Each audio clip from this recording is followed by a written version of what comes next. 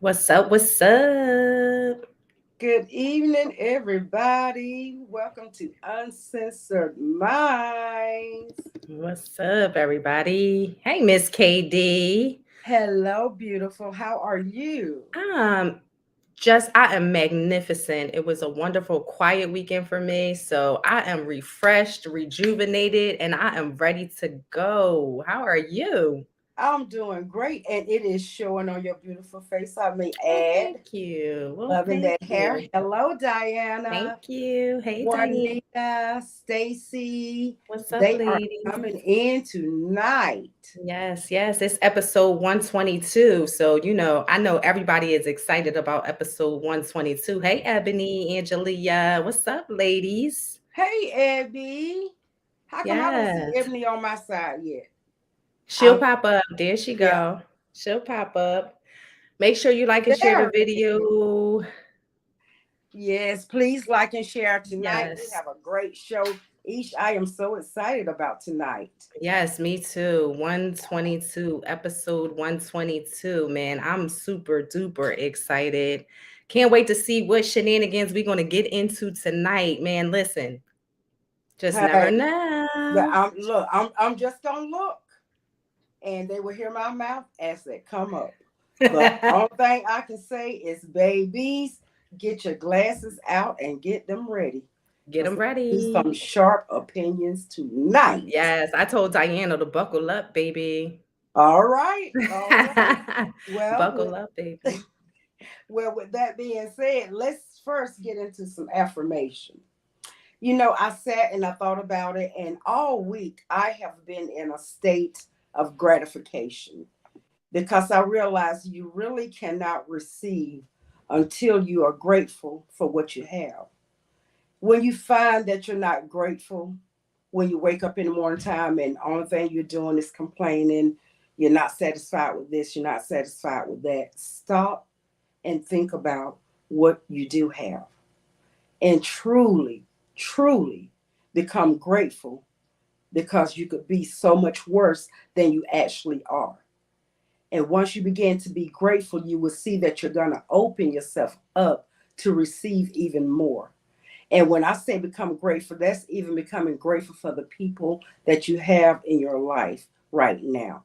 Be grateful for them, be grateful for the love that you get from them, and you're going to open yourself up to receive even more. So now let's open ourselves up tonight to receive some uncensored mind fun. Let's get it, everybody. Ish, you're I on mute. know. I do that every single Sunday. It Every never single fucking Sunday fails. It without fail. never fails without fail. I'll be like, yes, Miss KD. Love that affirmation, mama. Love it. And be on mute. But I have to do that to myself because I'm always like making noises or moving around, jiggle and jangle. And I never Right. want to disrupt your beautiful word because every single week you bring it for us. And we truly, truly, truly appreciate it. Truly All right. appreciate it. Well, hey, I just bring it as I feel it. So if it Yes. can help anybody, I am so grateful for that. Yes, yes. Where's Mr. Where's Nell? the mayor? Yes. Where's the mayor? We Diddy, got to tell him about Nell the clothes we're Gotti, wearing. Nell. What's Oh, wait, guys, before we get started and before we hop into the fun, I just received a message from Rhonda in my DM. She is in the hospital right now, so we want to send some praying hands up Mm, for one of Uncensored Minds faithfuls, Rhonda Brown. We send prayers to you, Mama, and we hope that you are well, and we hope to see you back with us soon. We love you. We wish you well. Prayers up. So make sure you put your hands in the chat for Rhonda as we send her some prayers and well wishes for a speedy, speedy recovery and ask God to send his healing mercies. amen. Amen. But what's up, Mr. Nell? You looking all good. March is Multiple Sclerosis Awareness Month. Salute to you, sir. thank you. It's good to be here. As y'all can see, we opening the show with a smile this week.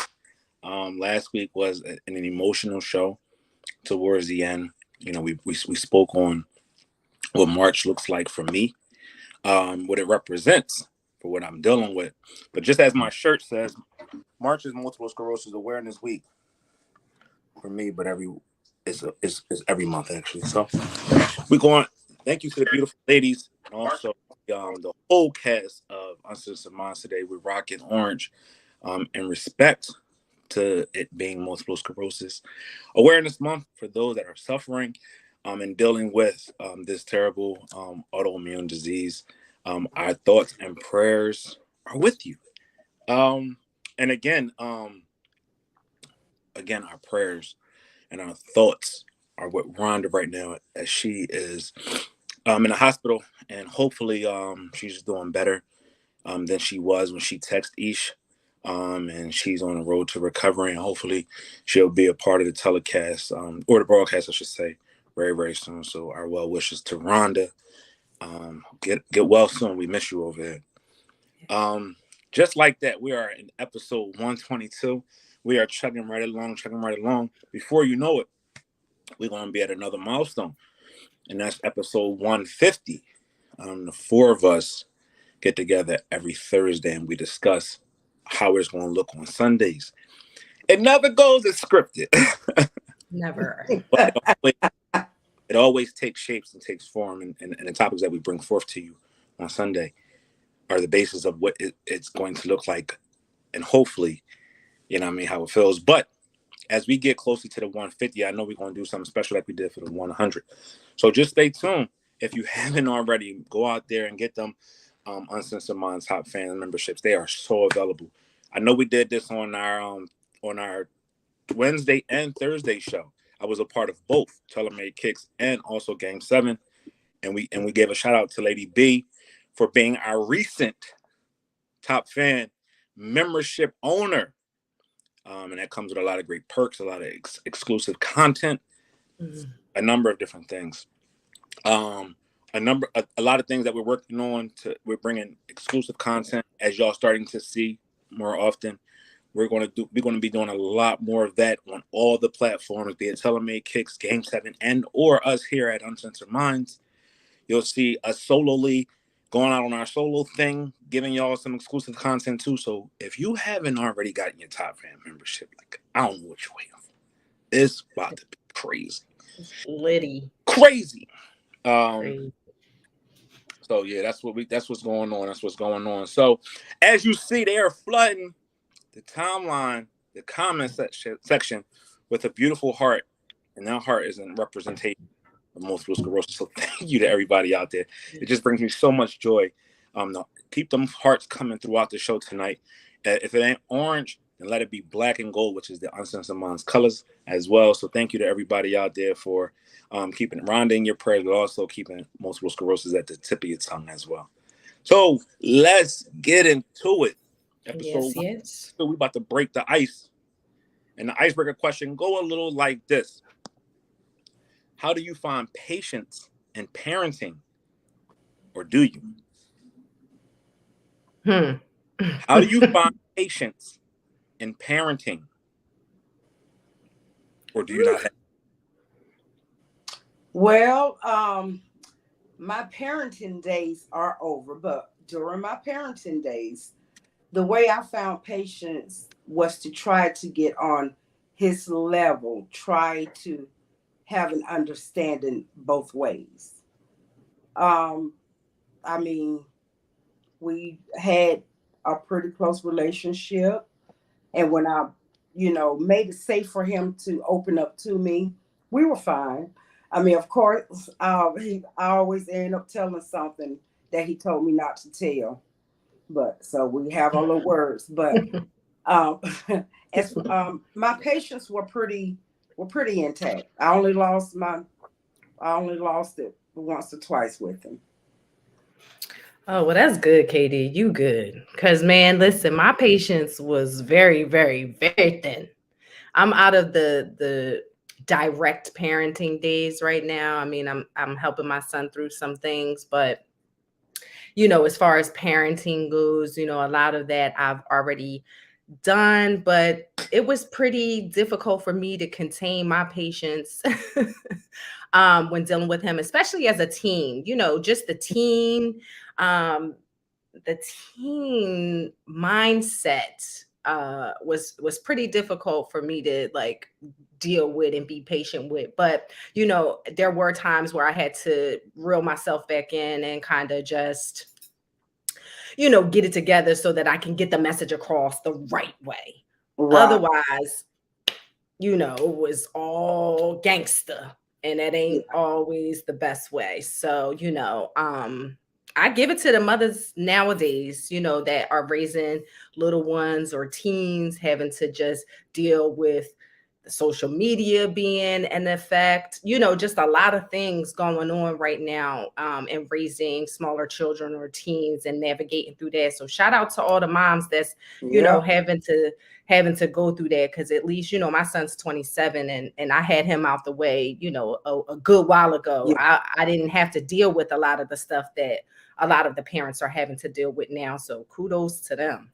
I'm telling you, honey, because if I'm telling you, if what happened to Sarah happened to me today, I would find a train and just throw myself in front of it. There is no way I could deal with a child and the influence that the world puts on them today. Mhm. It's tough. I couldn't do it. It's tough. It's a lot of influences. What about you Yeah. now? How do you feel like, you know, with your godchildren and your brother who is like a son to you? Like, what are your thoughts about that? Yeah, it's challenging. It's challenging, just like Helen said. Is we living in difficult times, hard to deal with. Times as the Bible depicts, and um, times as I look back on my teens and early 20s, it's so much different. The world is so much different. It's so many different influences out here. Just being a cognizant, or consistent, I should say, not cognizant, but consistent um, figure in his life. And Mhm. um, we have a great relationship, even though we're 20 years apart. He still looks at me as still being relevant. So Mhm. it's not like I'm detached from the relevant side of what the world looks like today. He still sees me as young, hip, and the know. So when I deliver a message to him, it sticks a little harder than it came from our father. Um, Also, I've been in his life since he was a baby, and I was consistent with staying on top of him, making sure that I was a brother, but was a parent as well, Mhm. making sure that he knew right from wrong, but also giving him love, support, along with some of the tough lessons that came along with that. But it's different now. As he gets older, now he's out of that age of I need to depend on you to he's depending upon himself and going forward to now being a father of his own in a couple of months. It's tough because he has his thoughts, he has his views, he feels those he's not he doesn't feel he is a man. So a lot of things, sometimes we butt heads just because I want different things for him than sometimes the courses he's going. And Mhm. then he'll go down those courses and bump his head and be like, damn, I kind of should have listened. But Mhm. you gotta kind of let people go through that, because I had to go through that. It's things that our parents told us that we should have listened to, in hindsight was 2020, and we listened, we would have never been in those situations. But then too, would it had made us who we are today. That's So a lot right. of these tough lessons, even though they're tough and we're parents and positive role models in these young people's lives, and we don't want them to go down these wrong paths, sometimes we have to let them, Mhm. because it builds character. Hopefully they'll see the error in their ways and change. And that's the beauty of Mhm. a good parenting. Mhm. Mhm. They're going to fuck up. We did. But Facts. good parenting says, yes, you fucked up, but you figured it out, Mhm. because you had life lessons. You were able to refer back to some of the things that we talked about. You knew where um your structure was, so you were able to dive back into that and fix whatever it is going on. So I just think that, you know, the times that we live in, it's just a revolving circle. Our parents went through it with us. We're going through it with our children. Exactly. They'll go through it with their children. It's Yeah. times it's so much difficult right now that you just want to hold them tight and never let them go, because we always want to safeguard them from everything. Mm-hmm. Absolutely. And that's hard So to do in true. today's time, Nell. I mean, they Mhm. got so much that is offered to them. Mhm. I mean, you now I commend Ebony. I can speak on Ebony because she has a 10-year-old and a 14-year-old. Well, no, he's 15 now. 15. He just started school this year because she homeschooled them. And I commend her and Jason for being able to kind of keep them, um, should I say, living at their age group of what a Mhm. child should or shouldn't be doing. I tell her all the time her kids are not normal to what today's kids are because they are great. And so I really commend her and Jason for being Mhm. able to keep them so far Mhm. in line with where they need to be. One That's thing, dope. one thing I will say is this, because you women are mothers, and it's totally different because you've carried that child for 9 months and then raised it even up to today. So Mhm. the bond is totally different than that of a father. Yeah, I that's always went into it saying, I don't want to go into this as your friend, because I want you to respect me. I don't want you to fear me. I want you to respect me, but I also want you to know that the respect is there also. I respect you as a person, not just as my child, not just as my little brother, whatever the case may be. And when I'm speaking on child, because you might be like, y'all might be confused. I've been in the lives of many of children who I may have been in a relationship with their mother, and I always took that as a responsibility of mine. If I'm with her, Right. children are mine too, and I give them love and lessons just as if I produced them, because Mhm. I didn't want to just be a friend. I wanted to be a parent, so they know that they can come back to that structure, feel safe. Right. Yeah, don't keep nothing from me. Let me know what's going on, good, bad, or indifferent. Let's right. have communication open, because far too often do we see things nowadays where sometimes you can't talk to a certain parent, and then you go out here and you make a mistake, and then you have nobody to talk to, and then something catastrophic happens. Mhm. Right? No outlets. But then Right. too, I don't want them to get comfortable and think that we friends, and they start tripping and wilding out, thinking that you know That that is you want cool to to say be able to whatever. do Mhm. that. I Yeah. see that too many times where parents is trying to play the friend role, and then Yeah. Yeah. they try to parent on the back end, and that shit is weird. The kid like, Yeah. you too much like me. You trying to do me. So how I'm gonna Right. come to you as a parent? So it's a fine line, and I commend Mhm. Mhm. everybody. I commend everybody that has children, everyone, and especially you ladies, you mothers. Mhm. You mothers do a fucking phenomenal job every day. I know on the show, it seems like the prophet and the cool yet corny kid is always at y'all heads and at y'all necks. But take it from me, we do respect y'all and we love y'all because y'all are amazing. Women are so amazing. They have so Mhm. many titles. They wear so many hats. They have so much going on that without y'all, there's nothing. Just let's keep it above. Without y'all, there's really nothing.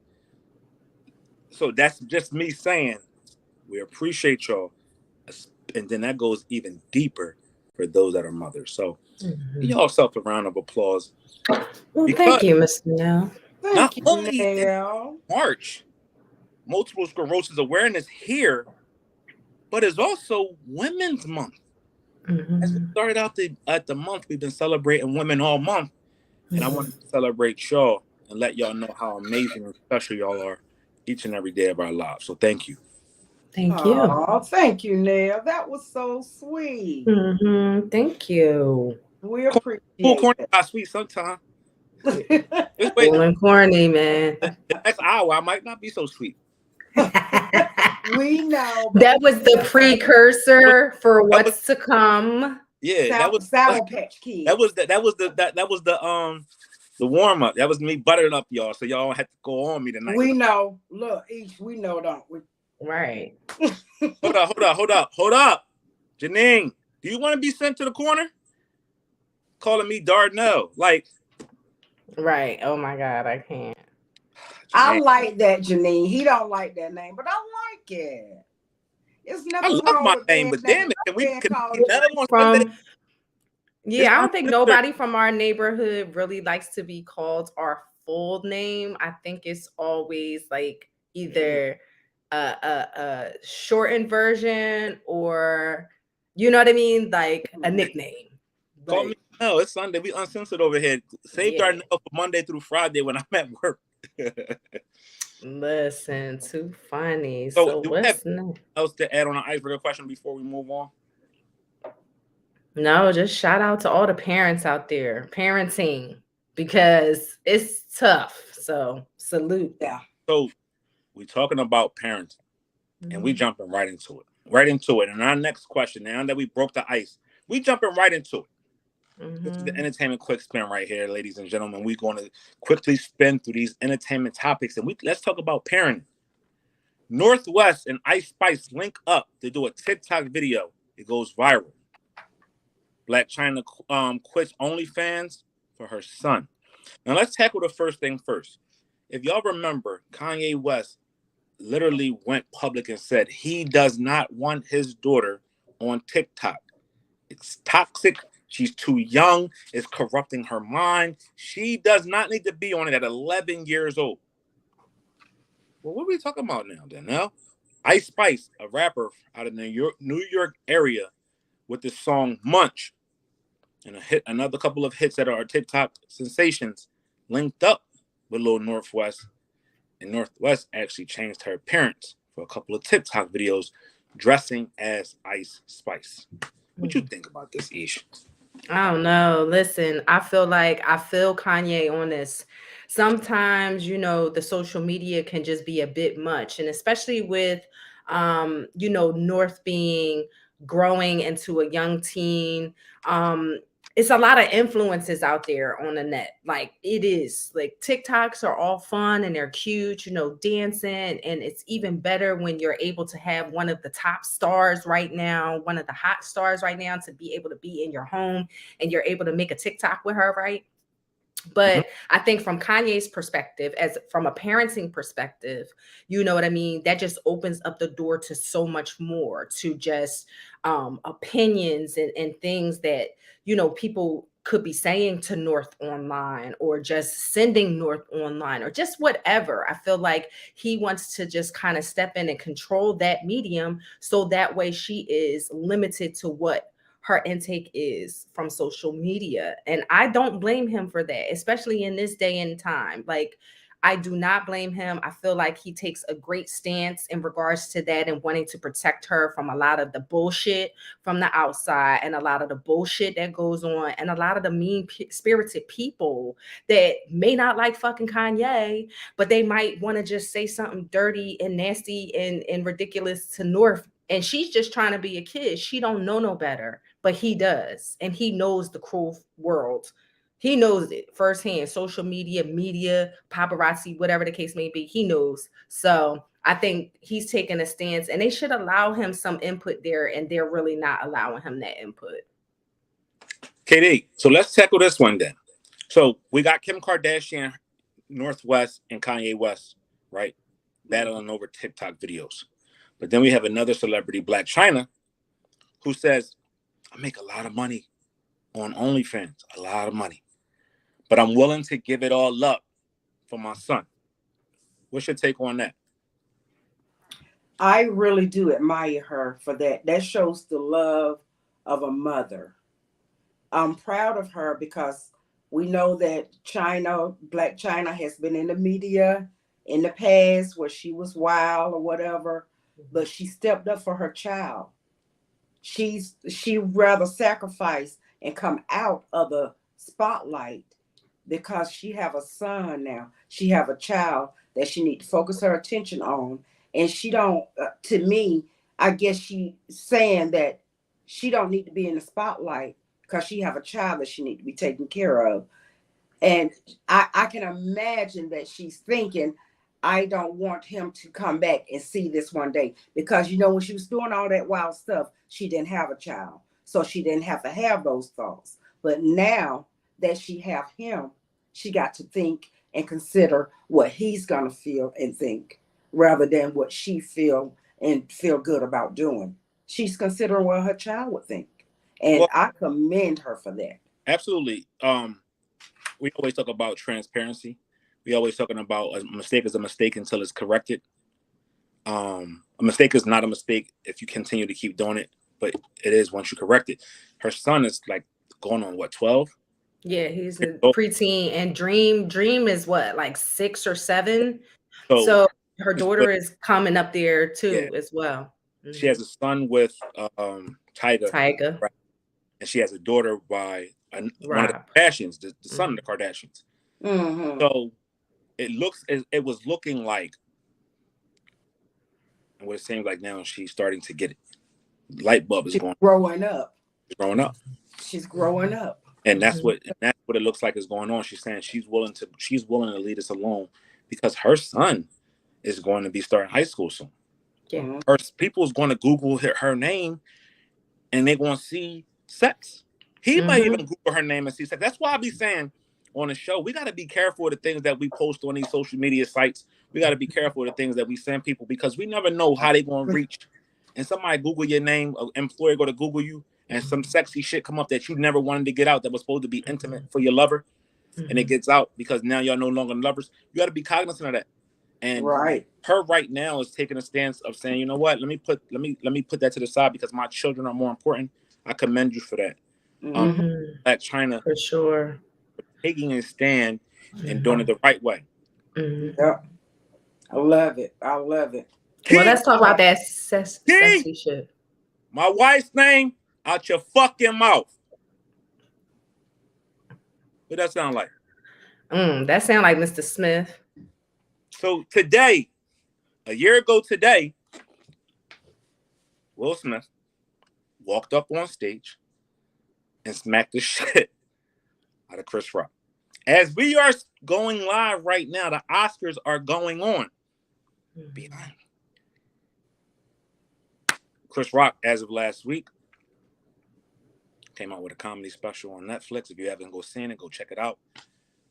Support his craft. But Chris Rock jabs back at Will Smith and Jada. I know KD said she's been watching this and she's going to provide her own opinion about this. So let you open up the comments, KD. So when we spoke on it on Thursday, and you know, you guys was telling me how he disrespected Jada, you know, I thought, well, that was very tasteless. So I had to dive in and watch it for myself. I have to say, I did not see anything wrong with what. Well, first of all, he called her a bitch only once, only once. And that was when he said, I never did anything to that bitch. That's the only time he referred to her as a bitch. However, he did refer to Will as a bitch, saying that so many people called him a bitch. And he was saying how he really he really liked Will. What I saw right there, what I saw what Chris did, and I do admire him for doing it the way that he did. He got some get back. What he done was took that pain and made a profit off of it, like I knew he would do. And my friend Ebony can tell you, I predicted this when that happened. I said he's gonna take this, use it, and make money from it. I see nothing wrong with what he did. And yes, he did do this entire show off of that one slap because he was hurt with the way things went down. He was hurt with where things went down. But I'm not mad at the brother for making all that money. That's the way you get back at a person. You don't have to always do lick for lick. And like he said, look how, you know, it wouldn't even be a fight had he tried to fight like that. But he said he was raised by parents never to fight around the white folks. Now I will say he gets some get back with the white folks, but he's using their money to do it. Still ain't mad with it. Yay, Chris. I had a problem, and I don't know how people are going to feel about this. And so I'll take it as it come. But I got a problem with that last thing that he said. My parents didn't want me to fight around white folk, but it's okay to like sometimes tear down your black folk in front of white folk. So I did have a problem with that. I really felt like his silence would have done so much more than the jabs that he took on screen. Like I get it. I know that he had to come back in some way, shape, or form. And so what better way than a $40 million Netflix show, live special. I mean, he tackled something that I don't think many people have tapped into with that live comedy special, interactive type situation. So kudos to Chris for any barriers that he broke as a black man, in the comedic fields. Shout out to him. It was just some things that one, I didn't really find it, I don't know, I didn't laugh too much. And two, I just found it to be just a tad bit tasteless, and I just wish he would have just kept it moving and just kept it shut, just because it didn't really, it created some additional friction that didn't need to be frictioned, if that makes sense. I don't think so. I don't. You don't think so? With the way the crowd took it, because it's the way he said it and dropped the mic. He got back at Will, but he didn't do it with no licks or anything. He showed him how you get back at a person by you staying quiet. You stay quiet and you let it be handled the right way. Mm-hmm. And look what it, like you said, look, 40 million plus, because he's not through making money off of it. And I really do not think that he lost any fans. In fact, I think he may have gained fans with the way he handled it. Okay. I mean, for sure, he definitely got a bag. He got to that bag for sure. Mm-hmm. I just don't feel like, I don't know. What do I know? And I really don't think that he was put that. Well, I didn't take it as him putting Will down. I took it as him giving Will them slaps back. But you know what I mean? But his slaps didn't come in the form of physical. His slaps came in the form of words. But let's think about it. And I know we're not going to spend too much time on here, but other than calling his wife a bitch and calling him a bitch, what did he effectively do? So let me jump on this. Yeah. Because we get so taken aback when we hear this word coming from the mouth of a man. Right, just the same way we get offended when we hear the word nigga come from the mouths of anyone other than anybody black. You can't walk around calling a woman a bitch thinking you got one up on somebody. He disrespected Will's wife, regardless if that's Will's wife or not. He disrespected a black woman in front of millions of people, and you want us to laugh at that? So many times do we hear protect our black women at all cost.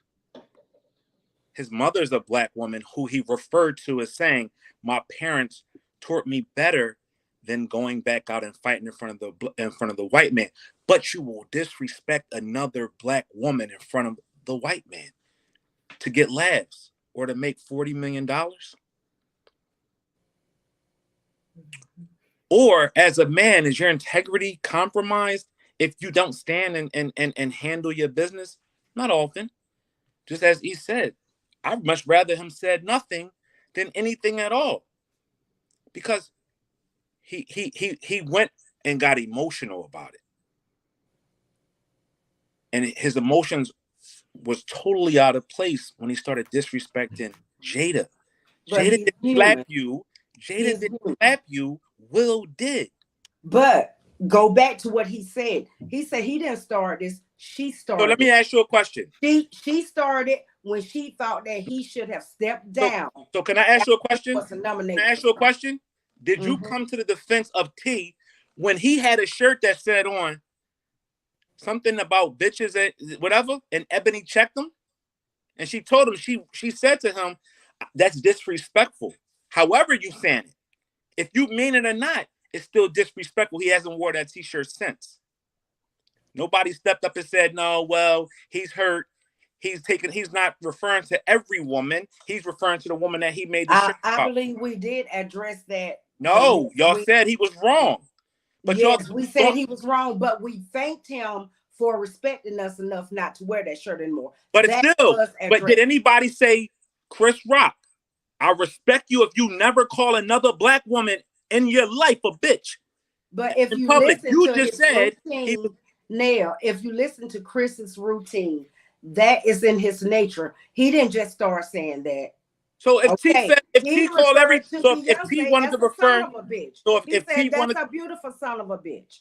So that's just I didn't take it that now. Yeah, when he said it about Jada, because that's a personal vendetta since she got mad with him because he wouldn't step down off of the Oscars that year. Because like he said, he's a black man having to make a living. How is she going to expect him to step down from his job just for the comfort of her husband? And because he didn't do that, apparently it's been friction between them ever since then. So if somebody hit you on the playground as a child, your first instinct is to hit back. The only thing he's doing is just hitting back. Right. Yeah, hold up, KD. I asked you again. Did Jada slap him or did Will slap him? Will slapped him on TV, but Jada obviously has been slapping him with words throughout the years. Did she call him? Did she disrespect? We don't know what she's called. Did she go on the live stage and call him a whole bunch of names for the entertainment of a white man? He didn't call her a whole bunch of names. He called her bitches several times. One time. He referred to as a bitch one time. How many times have y'all told us? I did nothing to that bitch. So how many times? Hold up. How many times have y'all told us be disrespectful for calling y'all a bitch if it came on an argument or whatever? Y'all still told us that you call us a bitch one time is disrespectful for the rest of our lives. Okay. I did not say he didn't disrespect her, but he is reacting out of what was done to him. So it's the same thing going to be reported to us if we haven't called y'all a bitch because we reacted to an argument. So if we're in an argument, me and you in an argument, I say, bitch, shut the fuck up. Is you going to say, Nell's just tight at this moment? Well, I'll tell you what. I guarantee you wouldn't. No. I tell you what. You go out and make a $40 million profit off of calling me a bitch, and we'll celebrate that shit together. He made money. So hold. Let's work. So disrespect has a price tag? So you're willing to compromise your morals. Money. He made a profit off of his pain. So we willing to compromise our integrity for dollars? It's got to be more than. So you're telling me you would compromise your morals and your values if I called you a bitch? If I went out here and made a bag? I didn't say that I would. You just said that. But I could accept it a whole lot better. That's all I'm saying. Because you can't control what a person say out of their mouth. Wow. Number one, that's not the first time Jada's been called a bitch. And come on now, let's not forget how we were all down on Jada when she came out about her and Alcina. He's just. But see, listen, what America has already seen. I come from a black woman. I grew up and struggled with black women. I love black women. I would never get in a public setting in front of people who don't know her, have no attachments to her, and call her no bitch. If I got my gripes is with Will, he smacked me. Jada didn't. Jada is a woman. Chris Rock's a man. Will is a man. You want to go at a man, go at that man all day long. He called Will. That's why he called bitch over and over again. So you know what he said about Will? You know what? So this is how corny it was to me. You disrespect my wife, calling her a bunch of bitches, but the only thing you gave Will was, I watched Emancipation so I can see his ass get beat. No, that is not all. That is not all. He told about everybody who has been calling him a bitch. In fact, he was referring to why they were calling him a bitch. He was trying to call him to be his friend. He said, I even tried to call the motherfucker. Yeah, he's speaking out of anger, man. The man got slapped on stage. You can't say that wouldn't anger anybody. He is human. So when he was slapped on stage. So when I speak, purely acting out of anger. Make it make sense. We should have squared up a year ago. Make it make sense. Tony. But you come into the defense. He wrote that shit out. He wrote that shit out and made money off of it. I'm not mad at him for the way he did. You come into the defense of Chris Rock. You don't know this man from a can of worms. I don't know. We're from a can of worms. We've been doing this now for 100 and something episodes together. Ever since our wind down days. When we get heated discussions and people in our inbox after when we go off the air on Sunday nights and it bleeds into Monday and Tuesday saying, yo, you was kind of wrong for saying what you said to KD. I'll never see you come into my defense saying, no. Nell wasn't doing none of that. Nell was just see the comments, I do, Nell. Nell was. I don't never see the hold comments. Up. It's never live. It's never live. You might say that to them in the comments, but you never doing it live. So we can take the stand of somebody we don't know and let them disrespect us because they famous and they made money. But for the common folks who we love and who we got admiration for, we will beat the shit out of them for saying something that we don't like. That's where it gets funky for me. Well, like if you say have respect for you as a black woman, if you say have respect for you as a black woman, have respect for you as a black woman, regardless. Black women matter, right? All women matter. But you can't tell me that man made $40 million, so it was okay that he called that woman a bitch. That don't. She's somebody's daughter, and she's somebody's wife. Don't twist my words. What I said. This is what I said. He was smart with the way he got back at Will. I never said it was good that he made 40 million off calling her and disrespecting her. Those were not KD words. KD words was, Chris Rock, you did good with your get back at Will Smith for that slap. Did he? Whoever got in the line of that, did he? Got in the line of it. Did he? What did he do? My hat off to you, brother. What did he do good? He still was slapped. The public all still seen it. And I just feel like the shit was weak compared to the slap. Like the slap had more effects. Like, yeah, him calling Jaded. First of all, Will from Philly.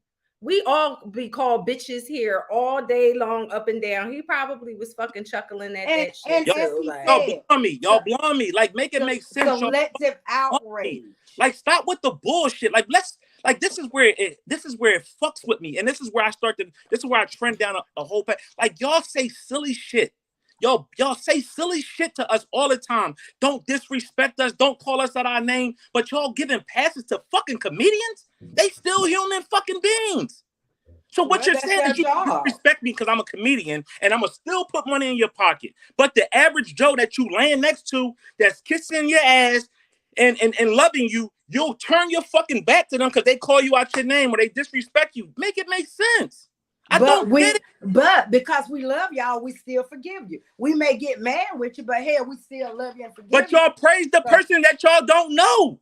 We're not praising them. Still fraternized with them. That's not praising them. That's just giving our opinion. Oh, it's Mr. cool. Chris Rock. It's all right. Mr. Chris Rock. Mr. Chris Rock got us all thinking. So that just lets us know, I guess what he wanted to do was effective. But let's not sneeze at the fact that Emancipation made $120 million from selling the rights to Apple. So Mr. Will Smith is still up.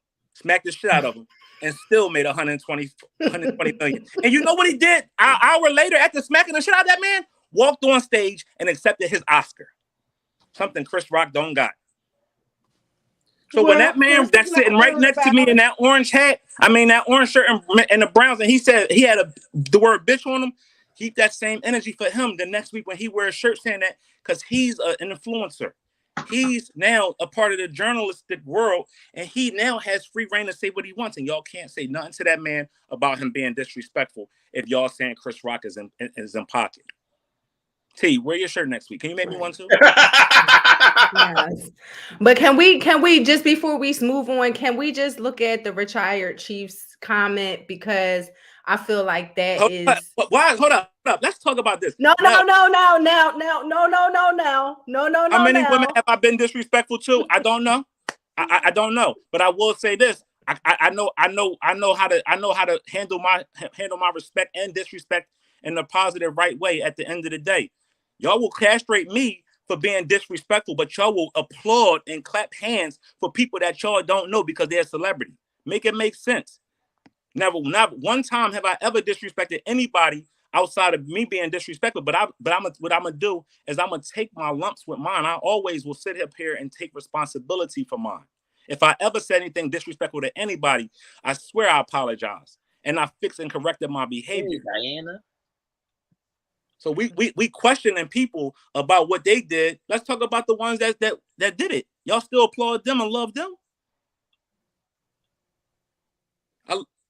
This one thing as I said, no, I'm not going nowhere. I'm gonna say this because we got a tendency here in the comments to think that people can say what they want and we can't say nothing back. I don't roll like that. I say how I feel when I feel and how I feel, and I don't get intimidated by nobody's comment. And Nell, I think you took that wrong with what she was asking. Nothing wrong. I don't have. It's no animosity. She asked the question and I answered it. How many times? I said I've done it before, and I said I apologize, and I've learned from it. And in relationships, that just happened on both ends. You know, we in heated discussions, you may say some things that roll off the tongue. Now, as for here, like you say, when T wore that shirt, when he saw that it offended us, he never wore that shirt again. Now, yeah, y'all talk your junk and everything, but we here on Uncensored Minds know that you and T will go to bat for any lady on this panel, any lady in the audience, and any of the females in your lives. So we know what type of men y'all are now. We don't get that twisted, and we appreciate y'all. Because we know at the end of the day, regardless of what y'all say, we know that y'all love us and that y'all have our back. Trust me, we all know that. And we do. What's up, T? What's I up? see you smiling. How's everybody doing, man? Welcome to the conversation that we call Uncensored Minds. I can see that tempers are flaring a little bit right now. It's a little hot in here. It's a little I just hot in here. Don't understand the contradictory throws me. So how do we applaud walking contradictories? Yeah, how do we applaud? How do we applaud a comedian or an entertainer, Sarah, who disrespect y'all like disrespects a woman blatantly, and we laugh at that? What's up, Brenda? A normal like normal person that whatever y'all kill us for that. Y'all have killed us for that. But we revive you with CPR and love you afterward. Now we revive you with CPR. I can't. Where we at, man? What's next? Let's move on, man. What's next? We survived you with CPR after that, and we love on you afterwards. So, we cuss and fuss and love. We cuss and fuss and love. What's up, Tara? I see you. What's up? Make sure everybody like and share the video, man. So what's next is I don't even feel comfortable asking this question. I will. I'm gonna let the ladies have their due right here. Let the ladies have their due right here. Ladies, tell the people what happened. Listen, I don't know if everybody is caught up on the latest episode of BMF, but if by some chance you did tune in, then you would have seen the little flash scene of Lil Meech, or should we say Big Meech's package. Did you see it? I know the niggas don't want to talk about it. I know the men don't want to talk about it. We don't want to talk about it. This is for y'all. KD, do you watch BMF? Did you see it? Ladies in the chat, did anybody see it, or I'm the only one that's going to be able to talk about it? Because listen, KD, that flash. KD, just go on Twitter and type in Lil Meech and you'll see it. Yeah, listen. Thank you, Angelia. It's yes. on Twitter.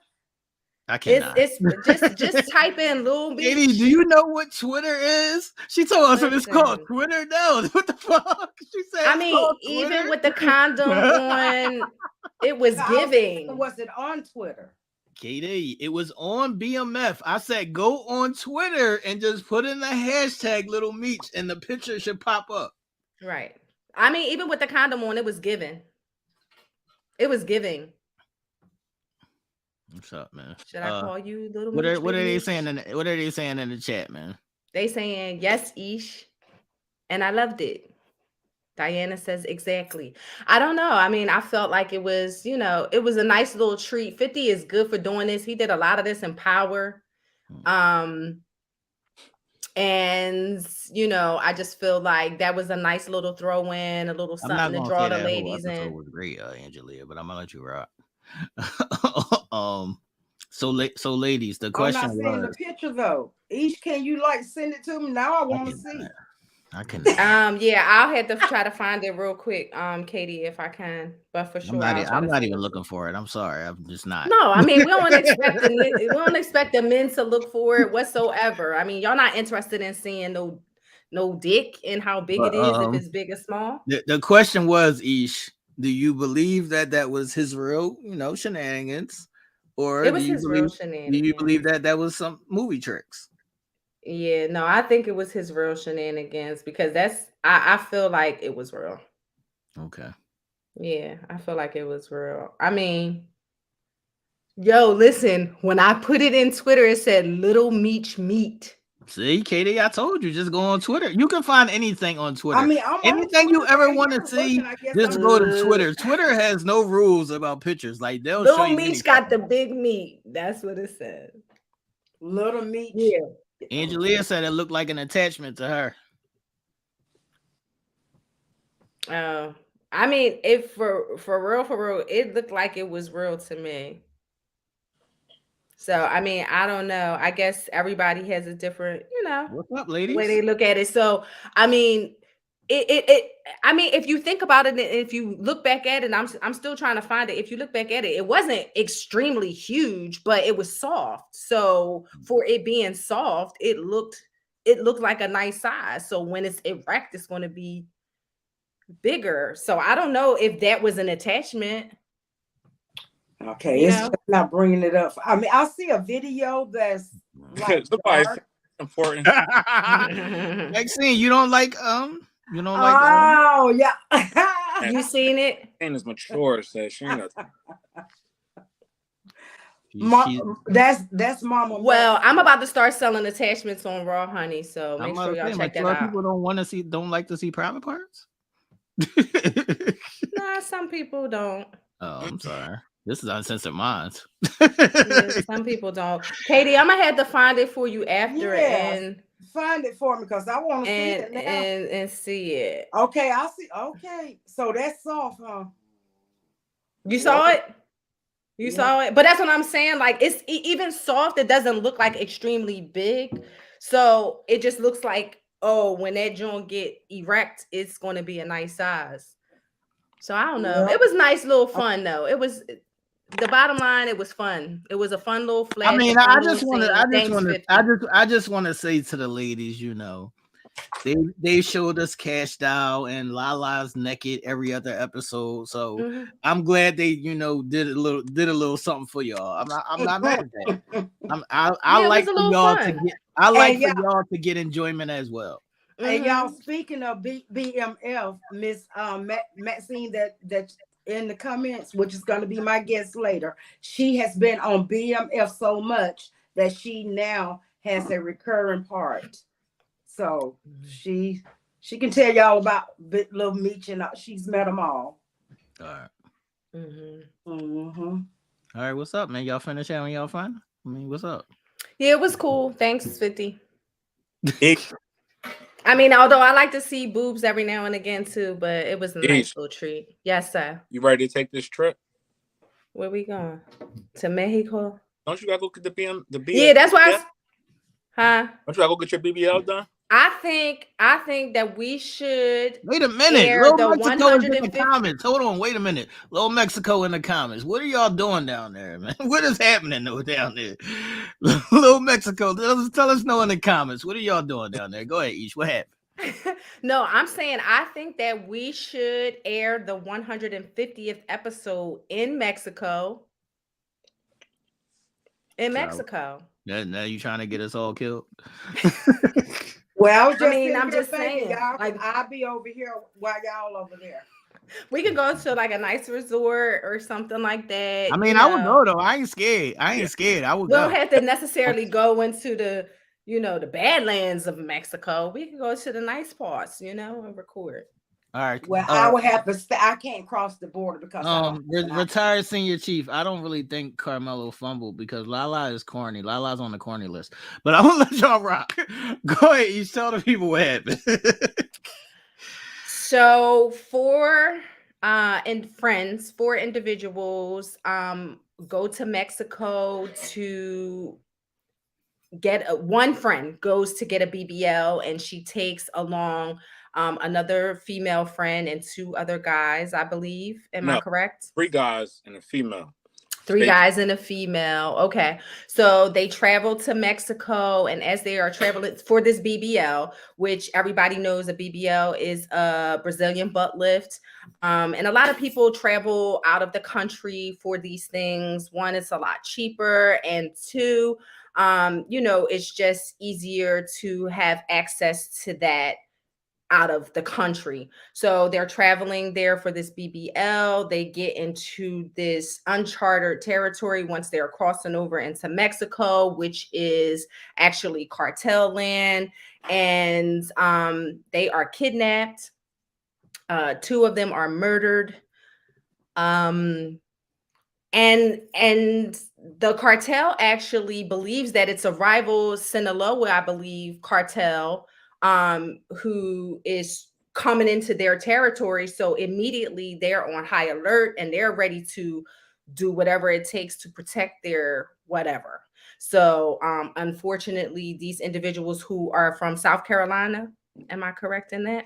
South Carolina, traveling over to Mexico and get caught up in this whole drug cartel rivalry, and 2 of them are dead, all for a BBL. So it sounded like cat to me. And the reason why I say it sounded like cat, because these 4 individuals drove from South Carolina to Mexico. That's a long ass drive. Mm-hmm. That's a very long drive. You cross the border into Mexico.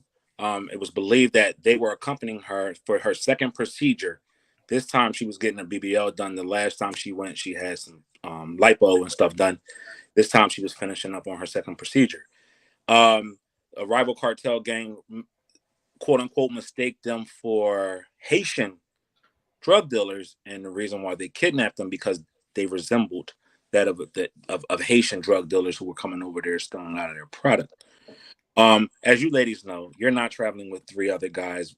If you're getting some type of surgery done, you're probably traveling with a girlfriend who can help you, change your dressings and things like that, and whatever the case may be. That's why, a lot of people over here is like, yo, the story just don't sound right. No. What if she worked for them? Work for who? What if she worked for the cartel? Dude? No, not the cartel. What if she worked for the dudes? Well, as the story is getting back now, she knew of one guy. She was dating one guy, and the other 2 guys was going along for the ride. Yeah, that would be me, like taking y'all. I'm ready. I was actually going to ask y'all to go with me next month.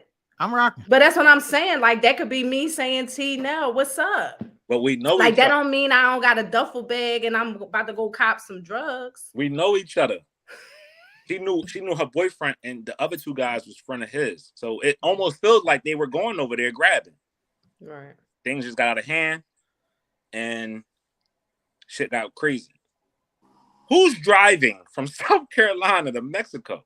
Well, there was one person who said that she was waiting in a hotel. Am I correct? Because she didn't have proper paperwork to cross the border.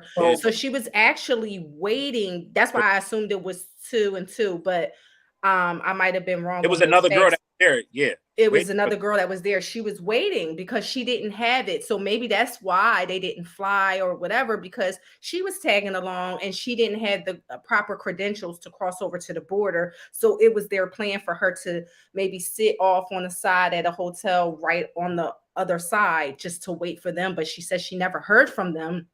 And things became a little, worrisome to her at that point when she didn't hear from them. That's wild, man. That's wild. But they issued an apology to Cartel because they said they was really rogue and restless. Put your questions in the chat, Senior Chief. Mm-hmm. Yeah, like it's crazy. Like, yeah, the Cartel did come out. Well, the Mexican president, told Biden, if you want to intervene on this, I would advise you to stand down. This is not your business over here. This is our business. We got full control of it. And that was like, to me, that sounded like you don't want no smoke. But then the Cartel, who runs a lot of the things over there, said, yo, this was just a mistake. We captured the 5 guys who did it, and we made them write an apology letter, and we also made them surrender because we don't need no unnecessary heat from, the United States or anything like that. So it seems like it was a drug deal going bad. All right, let's go through the process of this, man. Let's just play out a scenario. So say either one of y'all ladies can chime in. Say you're going to go get the BBL. Are you going to Mexico to get the BBL cheaper, or are you staying in the States? Yes or no? I'm staying in the States. I'm going to stake that bread. I'm staying in the States because I'm not trusting what they do. All right, I can answer this. I got some work done in Mexico. I can't. Go ahead now. What happened? Your teeth? I got my teeth done. This one they wanted 25 G's here. I got my shits done for 1,400. Look. Mm-hmm. Good jobs too.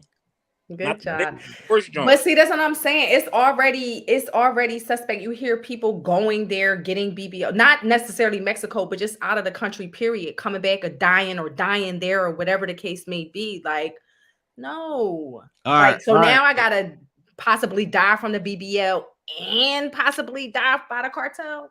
No. All right. Now we going to wherever we going. Miami, Atlanta, wherever we going. Are you taking 3 guys with you, or are you taking one of your best friends, female wise? Who you taking with you, ladies? I'm taking whoever going to go. If Nell and T going to ride up, yeah, I'm taking whoever going to go. If Nell and T going to go, let's go. Katie, I ain't going. Come on, Katie. We're playing out a scenario here. Who you taking? I'm taking my bestie with me. All right, you taking your bestie. All right, now, do we believe that this was a BBL trip, or do we believe that they were going to go buy some narcotics? What's up?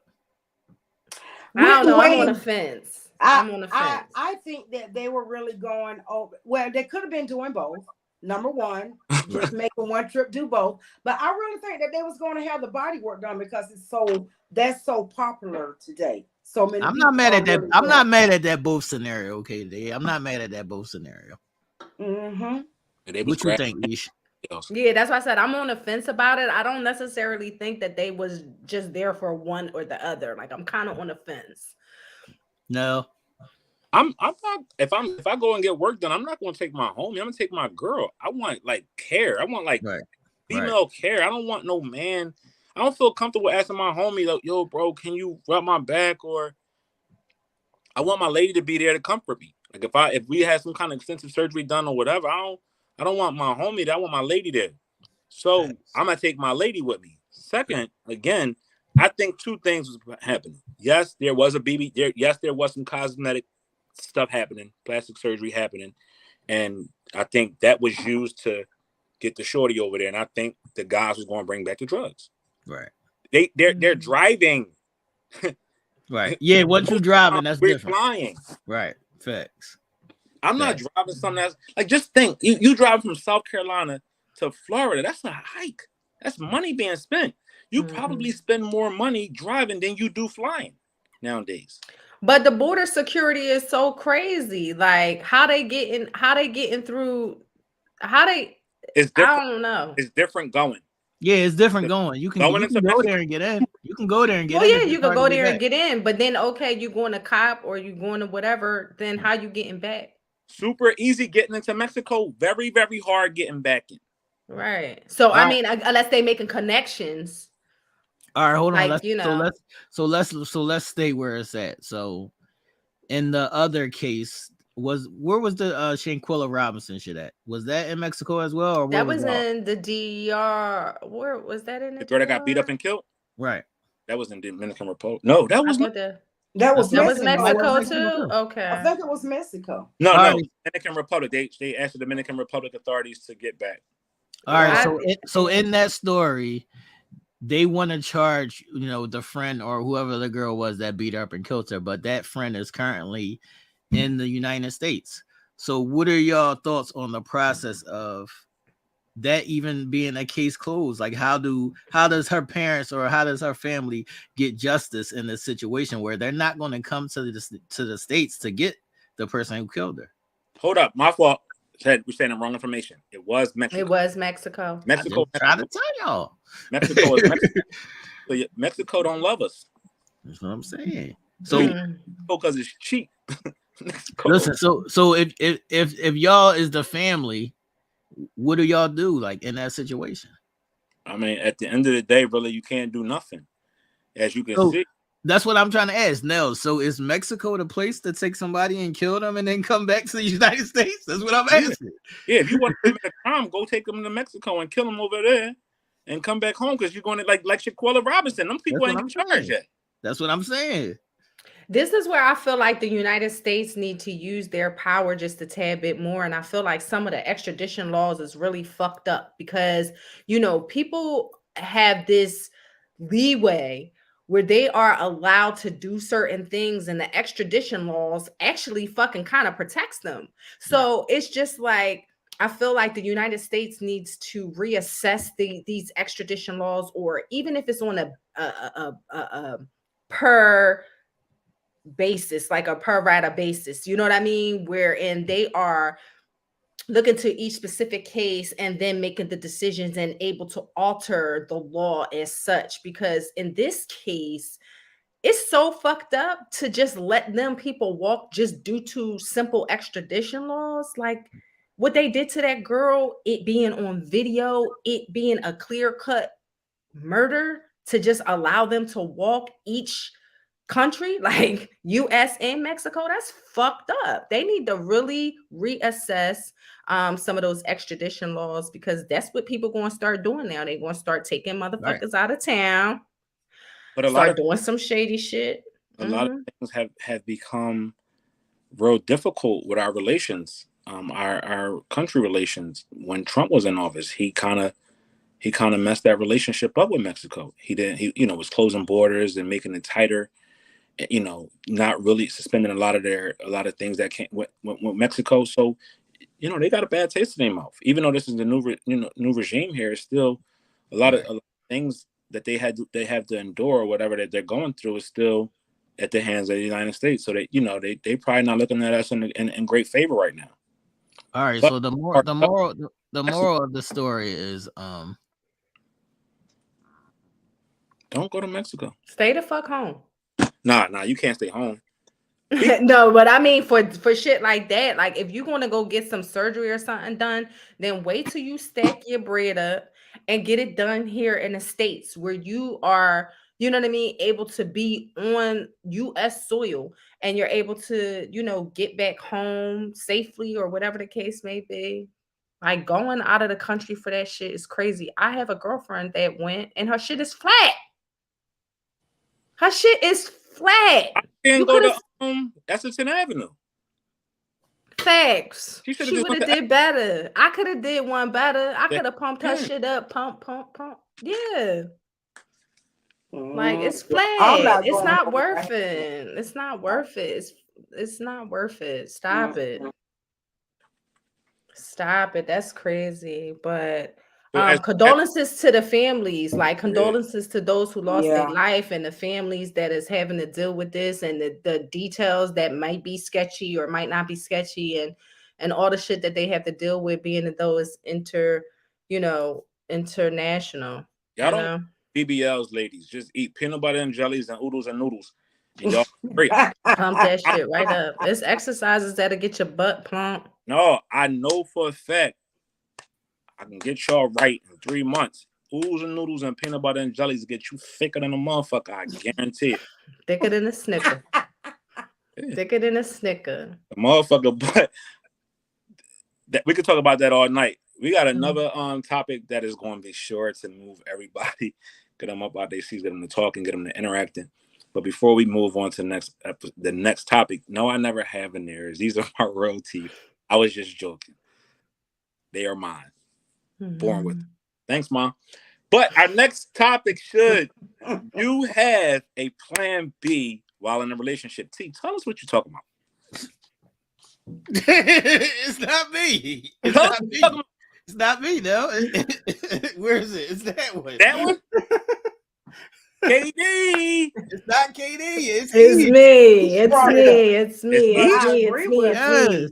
But Aisha, yo, we was confused. We didn't even have Ish saying them type things, huh? That's right. I did say that. While in a relationship. Yeah, no, absolutely. Like, this actually hits kind of, close to home, because I have someone that I am close with who is just dealing with some things in regards to a really long marriage, about a 30+ year marriage. And from just conversations, it doesn't seem like she has a plan B. And my question was, even in healthy marriages, relationships, should you have a plan B? Should you have an exit plan? Should things not go the way that we think they may go? I read something the other day. It said you can't determine a person's growth. You can't determine how a person is going to grow. So should you and your partner grow apart, do you have a plan B? Do you have an exit plan? Is it right to have an exit plan? Well, Ish, I can speak on that from experience. When you're in a long-term relationship, marriage, what have you, that's the last thing you're thinking about, because you're most people, because you're in that with the mindset that you're never going to leave that person. So I can say that I found myself out of that relationship without a plan, without a solid plan B. Now I can say that God has been good and I've been making it, but I did not have a plan B. So I can say, looking back on that, I would always have a plan B, and both the man and the woman should have a plan B. Now, obviously, the prophet knows that when he went to correct me, but I think it's wise for both parties to have a plan B. Expound on it for me. Yeah. So let me ask you this, KD, and as you're expounding upon it, did you feel like you didn't need to have one because you felt like it would last forever, or that you had in your mind that this is my marriage and I am comfortable here, I am in this happy space, there is no need for a plan B? Or did you just not think about it, period? I just did not even think about a plan B. I just didn't even think about a plan B. I just want to say that, I've seen this tragedy of a thought process go down horribly. So on both sides of it, it could be a woman who's living with her man and he's paying all the bills and X, Y, and Z. And then when they break up, then she's shit out of luck and she has to go move back in with her mom or one of her friends, or however that plays out. Then you have the guys who are also place themselves in this position, and at any given time when she gets mad at him, it's like, get out, nigga. and then he's ass out. Now he's trying to find somewhere to live. So it's not a question about thinking about the relationship ending, or not putting all your eggs in one basket. It's just logic saying that you should be able to take care of yourself, whether you're in this relationship or not. Right. Mhm. Right. And I think for me, the way I was raised, like my mom, she raised all of her kids to be self-sufficient. And I feel like for some of us, I can't speak for all of us, but for some of us, I feel like that self-sufficiency was effective.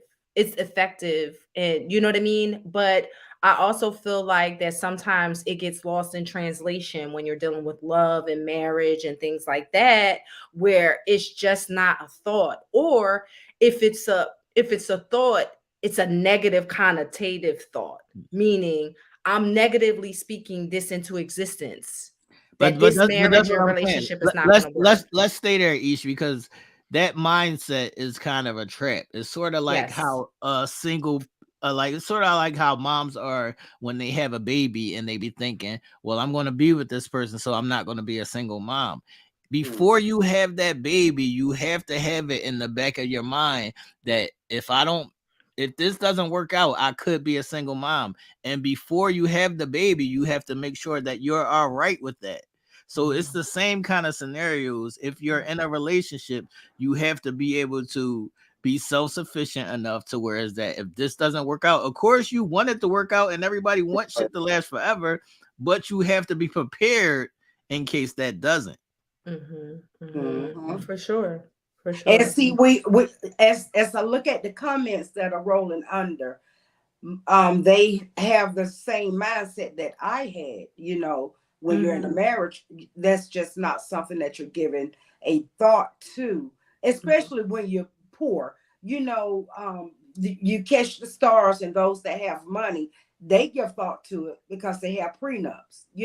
They give thought to it. But why? But Hold when on. you're Let's stay right there, Katie. Why is that not a thought? Just because you're poor? Well, because in my case, when we got started, neither one of us had a pot to piss in or wanted to throw it out of. So what we had, we grew together. And I mean, it's just not something that I would stop to think about. Right, but Because how much ownership of it did you have? How much of it If was y'all your built name? it together. How we much of built it it was your together names on? Like, 50%. what'd you say? 50%. 50%. So you were always getting 50% of the money? What you mean to us? I mean, we both gave to the marriage. I mean, as far as like property and I'm stuff. talking about the money, Katie. No, I never got any of his money. That's what I'm talking about. So if you were never getting any of the money, then you have to have that thought in your head somewhere that if this doesn't work out, I'm not going to have access to that. Well, actually, I wasn't thinking of his current money that he was getting. You know what I'm saying? We as family, we make sure that our family is provided for, like with insurance policies and such and such. Where certain things he can't control. So in a way, I am taken care of. You know what I'm saying? I just the materialistic things we had built together. Right. I just chose to walk away from it. I could have fought for it, but I didn't want a fight. Right. So this is But where we have ownership with all of that. There were certain things that I got. You know what That's I'm what I'm saying? talking So about, Lady B. It's all Right. it's always I mean, and people.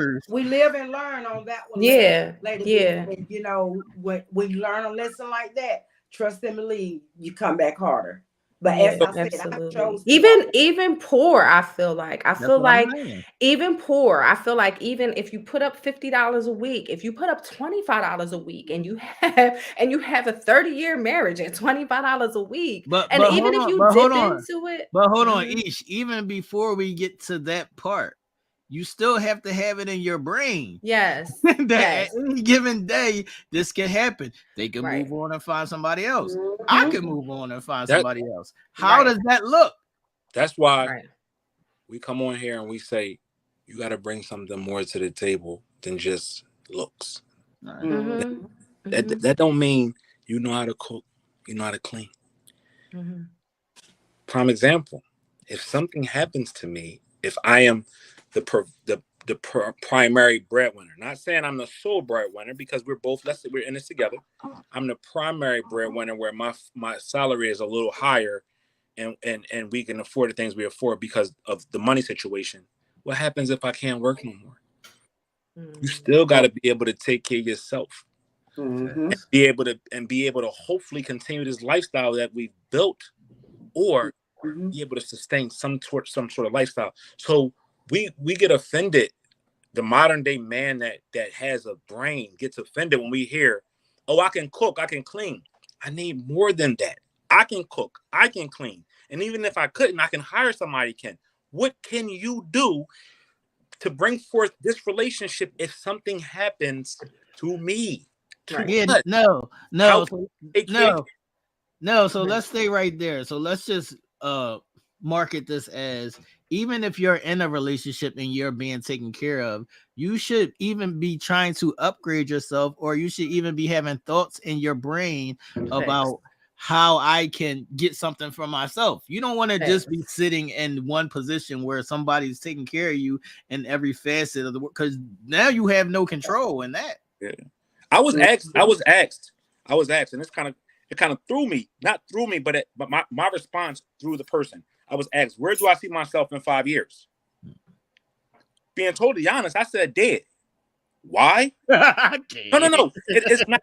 I said no jokingly. I said with pure, honest conviction, dead. Why I said that is because I've come to terms that death at some point in life is imminent. Facts. What I'm doing is I'm training my thought pattern to accept and not be afraid of that.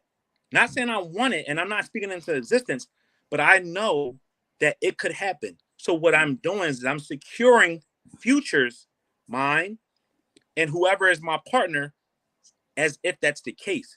Building things together, doing things right now, giving dreams to them, seeing what their dreams are, trying to expand on those type of things, because in the event that I'm not here, I still need you to live the best life you can. And that's an equal opportunity employer, is opportunities where we both are thriving. It doesn't always necessarily mean money. It always has the outcome of, how can you sustain your current state if that current state is minus me, or minus you. So that's why we always say, stop with that I can cook and clean shit. Hopefully you've taught your kids how to cook and clean, and they're now model citizens in somebody else's life. What do you bring outside of that? What mindset do you bring? Do you bring a mindset of saying, in the face of adversity, I'm willing to go the extra step to jump over that obstacle to make it? Or am I just going to stand there and look and complain? Right. Or am I going to fall flat on my face because I ain't willing to try? Right. Exit plans, when I heard this, I was kind of taken aback. Like, why would you think of an exit plan or have a plan B? I was thinking of it more or less, oh shit, if you thinking like that, you ready to move like that. But when you just gotta be smart. It's just about gotta be smart. No, what I'm saying is, be smart, dig deeper and you hear it, you have to have a secondary plan, because A, B, and C has been exhausted. You got to be able to go to Z at this point. Facts. A woman could make $1 out of. Wait a minute. Let me make this one little statement. A woman could make $1 out of 15 cents all day, every day. I bet my bottom dollar. Anytime I ain't gonna say woman, all that, but I'm gonna let you rock. Well, I mean, some women. Let's just say some women, and I think a lot of women, and I've seen a lot of the women in the comments who stated that I was in that position. I didn't have nothing, and I got up out of it exactly like I was supposed to. That's just in a woman's nature. Most women's nature, T. I will say that, like the strong women who can evacuate and rebuild from nothing. You understand what I'm saying? That goes to what Nell is saying. You know, are you gonna be that type of female who is able to carry weight for the both of us? Are you strong enough of a survivor that you're going to be able to do that? But the real key to it is being smart about it and having a plan in action, so that you don't have to fend and try to make some shit happen from nothing. So that's where we have to start thinking effectively and putting our minds to use and being able to line up that exit plan or that plan B, not on the thought of some shit going wrong, but on the thought of, I am going to be prepared all around the board to be able to be self-sufficient. If my husband get hit by a car and he becomes a paraplegic, am I going to be able to effectively hold down the household and be able to provide for him, his medical care, his medical needs, take care of the bills and this, that, and the third? It's just about being efficient and effective all across the board. You know what I mean? All right, Aisha, I got a question for Mhm. you.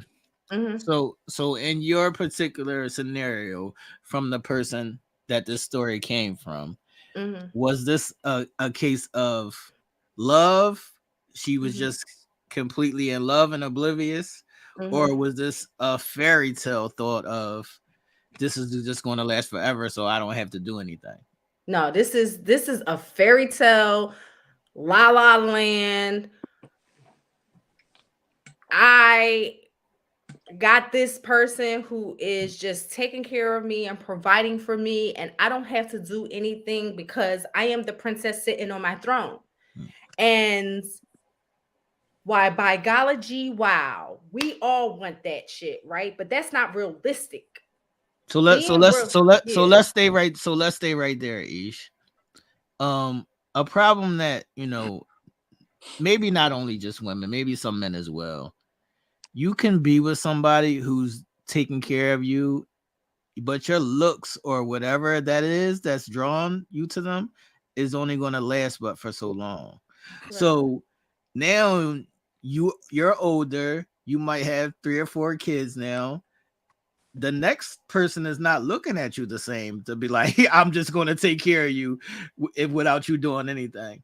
So now you only putting yourself in a hole, making these choices. We all want a man to be able to provide for us and to care for us and to treat us like queens. Let's say that happily ever after comes. Let's say happily ever after is happily ever after. Don't you still want to be involved? Don't you still know what the lay of the land looks like instead of being oblivious?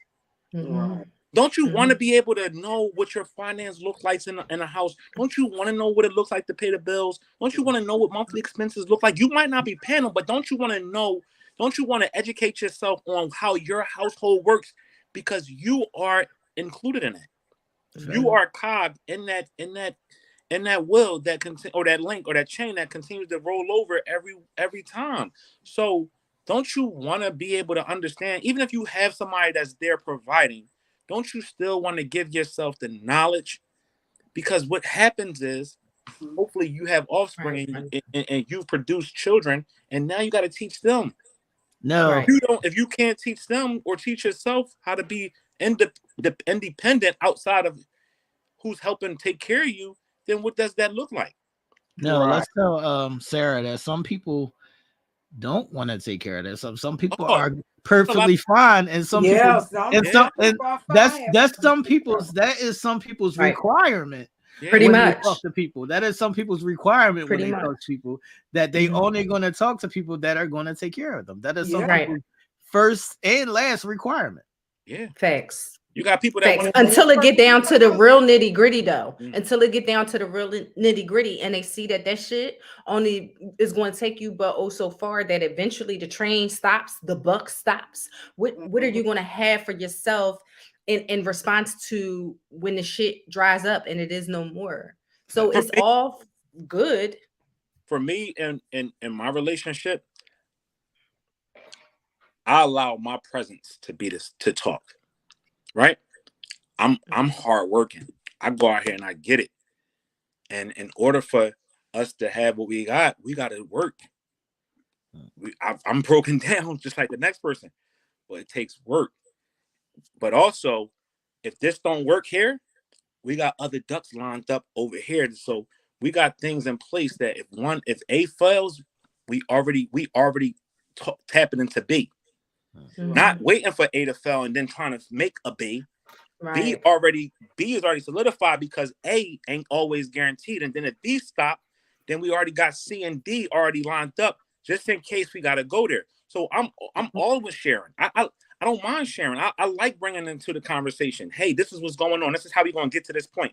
Hey, this is how we work into this. This is what I'm working towards. So you can see if I reach it, we reach it together. If I don't, then you can actually have that hard conversation with me, and that might renew my spirit. Babe, I thought we said you wanted to work on that. I did, babe, but I kind of got caught up, or I just can't do it. Why? You strong, Mel. You a strong man. You can figure it out. Let's figure it out together. Mm-hmm. Those type of conversations, even if you're not invested with the day-to-day, it be those type of conversations that will push that person even further. But that, you know what that does? It incorporates you in the family business, so you can never say you don't know what's going on. Right. In my field, in my background as being a financial advisor, I dealt with a lot of people, and when they died, their spouses died, and the wives came in, they knew nothing about what the husband was, how they was going to fend for themselves. Right. Husband was doing everything. Husband paid all the bills. He's the breadwinner. I work too, but a lot of the bills come out of his account, or he'll transfer money to me, and I just pay the bills. But I don't know what to do at this moment. That's a hard conversation, because it's almost like you gotta have these shit in place before it happens. Right. So when it happens, you're falling right into it. Right. When you trying to play catch up, it's the worst feeling and worst race you could ever run, because you're always behind the 8 ball. All right, now so let's say don't be fooled by what the actual topic is saying, because people will read the topic and they will think that you mean, well, I got a backup boyfriend or a backup girlfriend in case this doesn't work out. That's not what we're talking about. We're talking about, and I'm gonna shoot him. we're talking about you having a backup plan, either financially or sometimes this can even be emotionally within yourself, to be able to hold on to yourself and be able to take care of yourself all the way around the board, not just financially. You know what? That's a great point. That's a great point. That's a great point. You can appreciate this too. Let's say you and I was the sole breadwinners in our relationship. Right? You said, babe, you ain't gotta work, you ain't gotta do nothing. But you gave your lady money. Right. You wouldn't have a problem if she stashed. Right. You would actually be proud of her that she did. Right. Right. Because you know what that does? Is showing she's smart. Right. Mm-hmm. If I give you money, I don't give a fuck what you do with it. If you go buy a bunch of bags and a bunch of clothes, that's on you. But if you put some of that shit to good use and now you sitting on some shit, I'm proud of you, baby.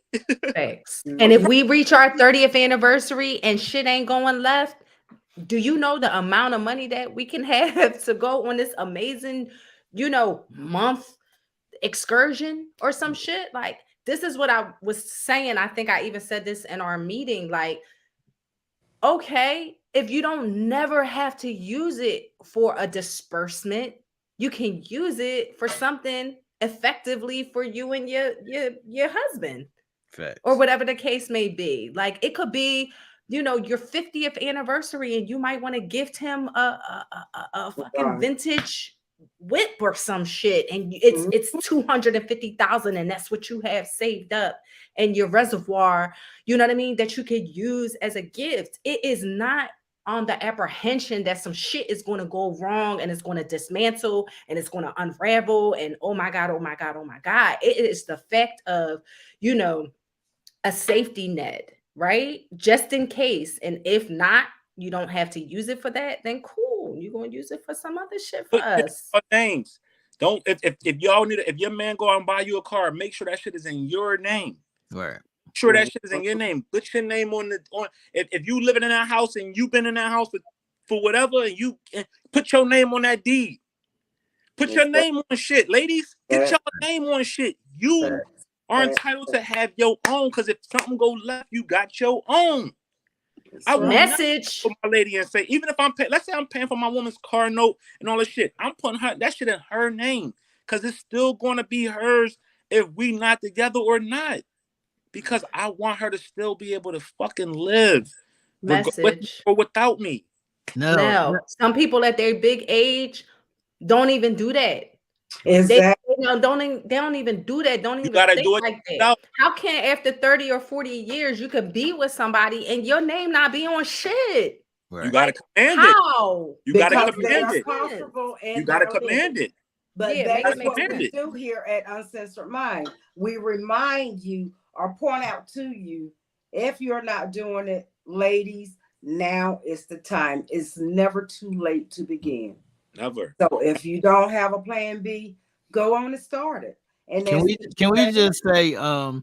we just say don't ever put yourself in a position where somebody can tell you to get out and then you'd be asked out. It's that simple. Can you repeat that for the people in the back? It's that simple. Yeah, Do not Can you- put never. yourself in a position where somebody can tell you to get out and then you be asked out As without Thank a pot you. to piss in. Thank you. yeah, never. I don't care if Thank they you. the mess, and you gladly will step out. Don't Right. get your name on that dirty ass house just like they name on it.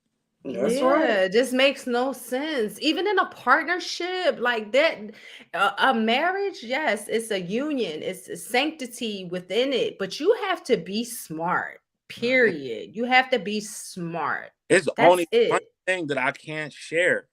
My sneaker collection now.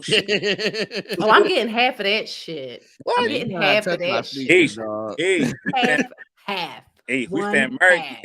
Stand married. I'm a dog. All that Hey, all that LED glow with them sneakers, I want half. Don't touch my I might have sneakers, Half. dog. Mexico. Chill. As Medea Half. can say, half of Half. everything you're Chill. I doing. might have take you to We Mexico. cutting it down the middle, T. What you talking about?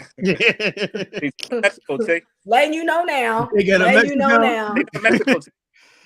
All right, we taking you to Mexico, East. Sorry.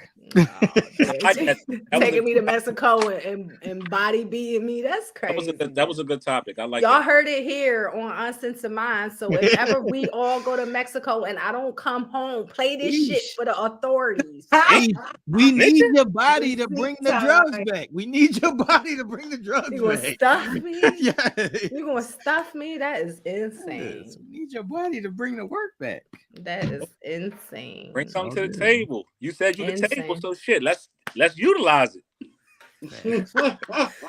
No, but No, this everybody in was the a chat great said time. they taking your collection, dog. Before we move on, I just want to make sure you notice that, everybody in the chat is saying that they taking your collection. I'm glad they're not taking mine. I'm so you got it. No. You got it. Y'all crazy. Facts. I doubt. Thanks, Angelia. See, she said, Isha, I'm gonna send my people for you. I appreciate Hold that. up. It's Hold up. gonna be over. I told I y'all. appreciate the I love. told y'all before this show started that we had some shit for y'all tonight. I said my shit. I got in trouble earlier.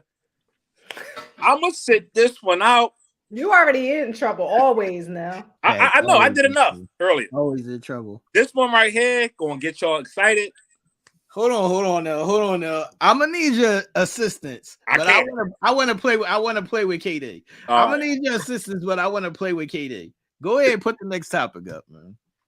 They gonna be like, "What's up, people? Are y'all ready? Are you dumb?" This is Rhude Boy versus Are You Dumb, man?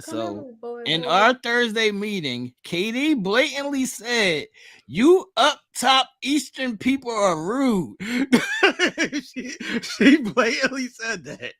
So, Katie, can you explain to the people what you mean by that? Let us know how the Southern guys talk to you in a soft tone without disrespectful words. I need to know what's going on now, because I need to know why we are rude and why they get the Southern pass. I need to know what is happening here.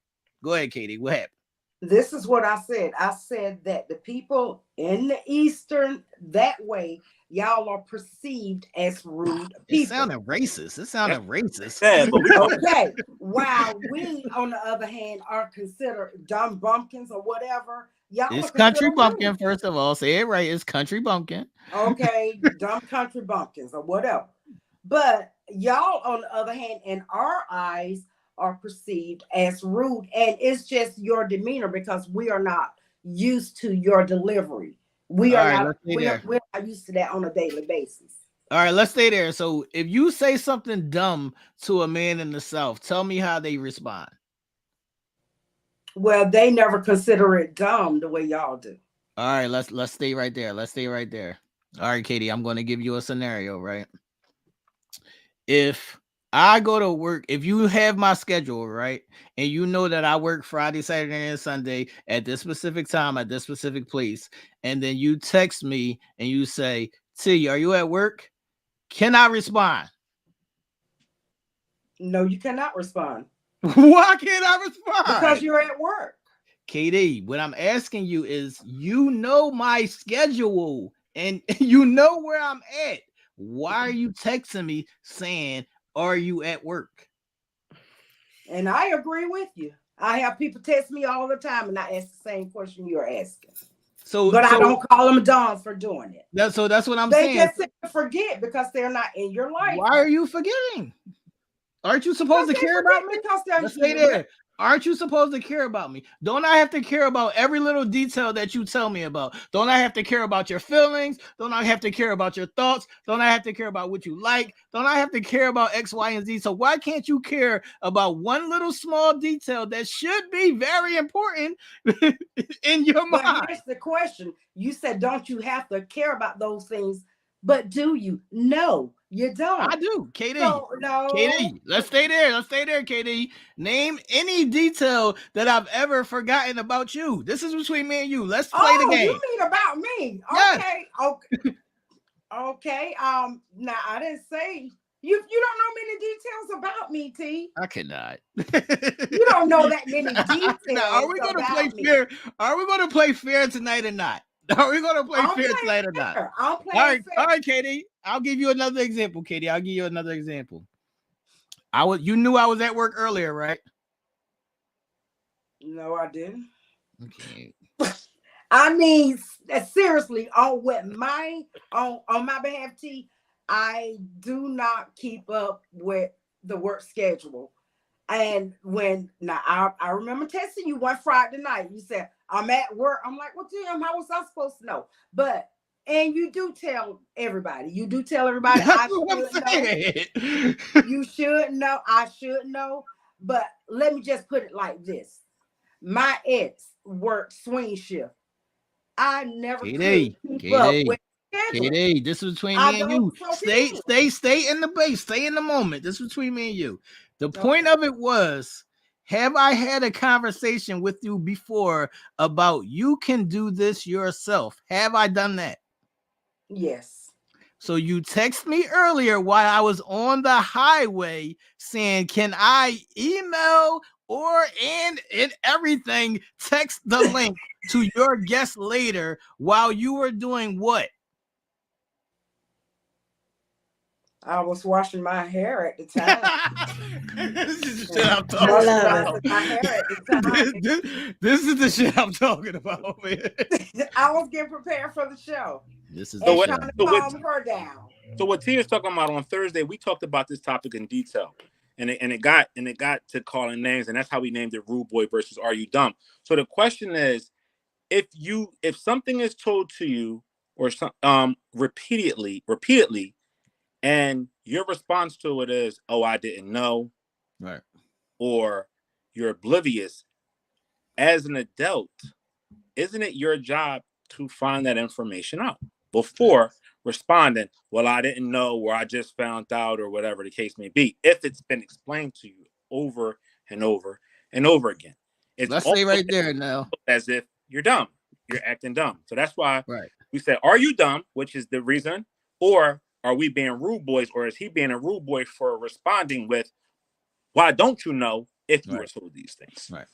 So let me go back to the official statement. So I had posted on the YouTube channel, and it said, ignorance is not bliss, it's actually tragic. And Katie and others didn't really understand the verbiage or what I meant in that statement. So what I was trying to say is that as a grown-up, it's your responsibility to continuously learn or to pay attention to certain details that affect you in your life or people around you. So if you purposely be like how Katie says, I don't care about that, that you are purposely being ignorant.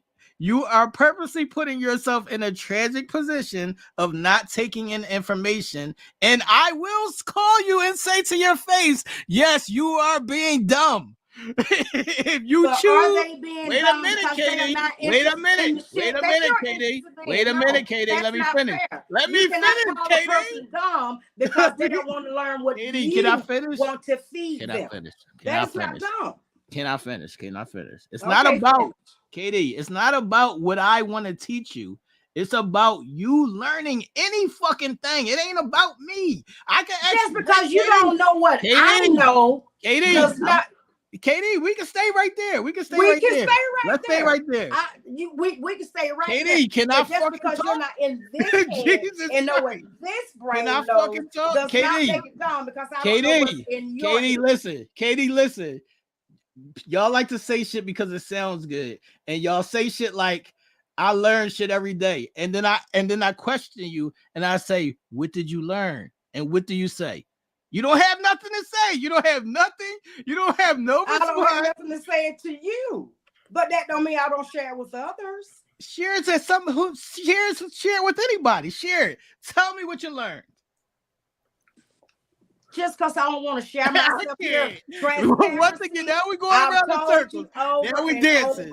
Now we dancing. I'm not the transparent person. Now we dancing. No, I'm not dancing. Trust me, I'm not dancing. But stuff that I know and learn when it pertains to the people that are working directly with me, those are the ones who will learn what I have learned. If it's not particularly pertaining to them, there's no need for me to waste it. I asked you a question. If it's something that you want me to learn, Katie, it's not about what I want you to learn, Katie. It's about learning, period. It ain't got nothing to do with me. It ain't got nothing to do with me. It's about you as a person, as a grown-up. It's just like old people can sit around and say, I don't know how to send an email because I'm outdated. We wasn't doing that when we were younger. No, that's not a fucking excuse. You should still learn. Because this is how the world is moving. If the world, how do you know they're not learning, T? These are certain things that you should be learning. Well, how do you know they're not learning? You can't sit there and say what people are not learning just because they don't show it to you. If I ask you a question, Katie, you don't have to show it to me. But if I ask you a question, just answer the fucking question. Jesus Christ! Just because I don't want to tell you something that I have learned. I cannot. I mean, do y'all have any words? Because I'm done. Because I'm about to be rude. I'm about to be rude. Go ahead, y'all. Bring it. I mean, just because I'm not telling you, y'all always say, don't come calling me and text me all the time. Just because I don't text my every thought to you. Nobody said that you had to do that, Katie. You're missing the point. You're missing the point. I guess I am. Thank you, Angela. So yeah, that's what I was about to say too. That's what I was about to say it's not rude. It's just I don't have patience for dumb shit. No, I fucking don't. You're a fucking grown up. Use your brain. Use your words. Or I will call you dumb. And some people just don't have the skin for it. I get it. For rudeness. What you see as dumb, I see as rude. So Katie, all right, Katie, tell me if I'm being rude, right? So I'm at work, right? I'm in my DJ booth, right? I have on a t-shirt that says Tailor Made Sounds, right? I'm behind my mixer and the speaker, right? A person will walk up to me and say, yo, are you the DJ? Now, if I say something sarcastically back to them, am I being rude or are they fucking being dumb?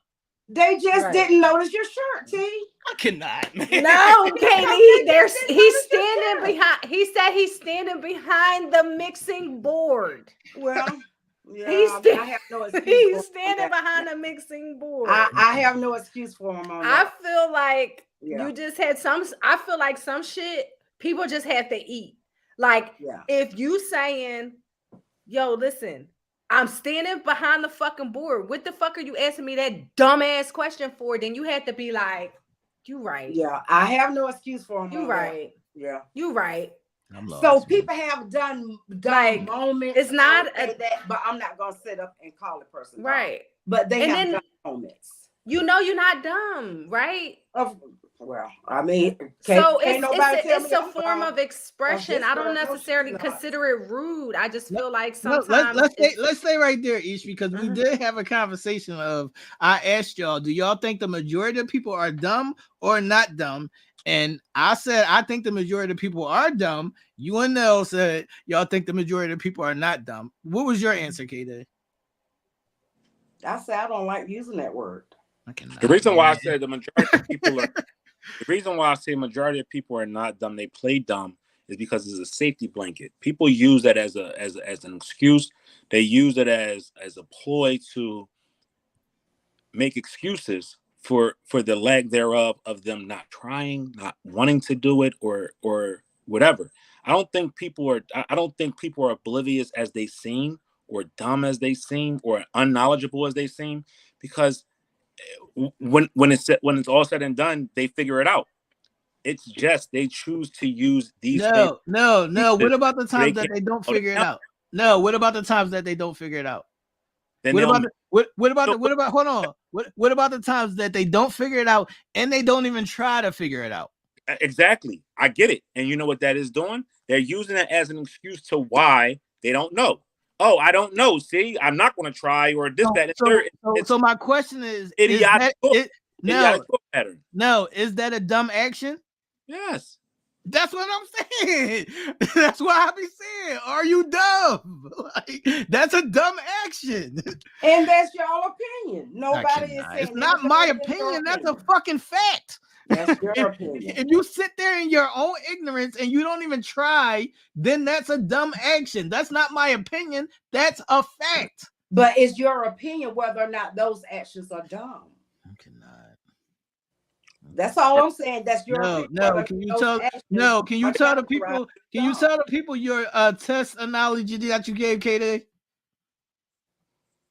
Test analogy? When you said the teacher gives you the answers. Oh yeah. So Go ahead. I gave this as an example. I said, so if you walk into class on Monday and the teacher writes on the board 10 problems and says, these 10 problems, you will see it on Friday on the test. You write the 10 problems down.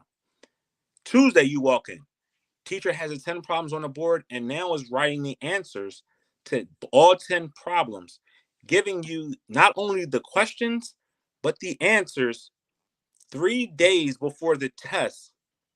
If you walk in on Friday not prepared, shame on you. That's dumb on your part for not taking heed of the information that was provided to you. You were given the problems and the answers and told, this is exactly what you're going to see on the test Friday. If you came in on Friday unprepared, that's on you. That's a dumb action that you are providing your own self.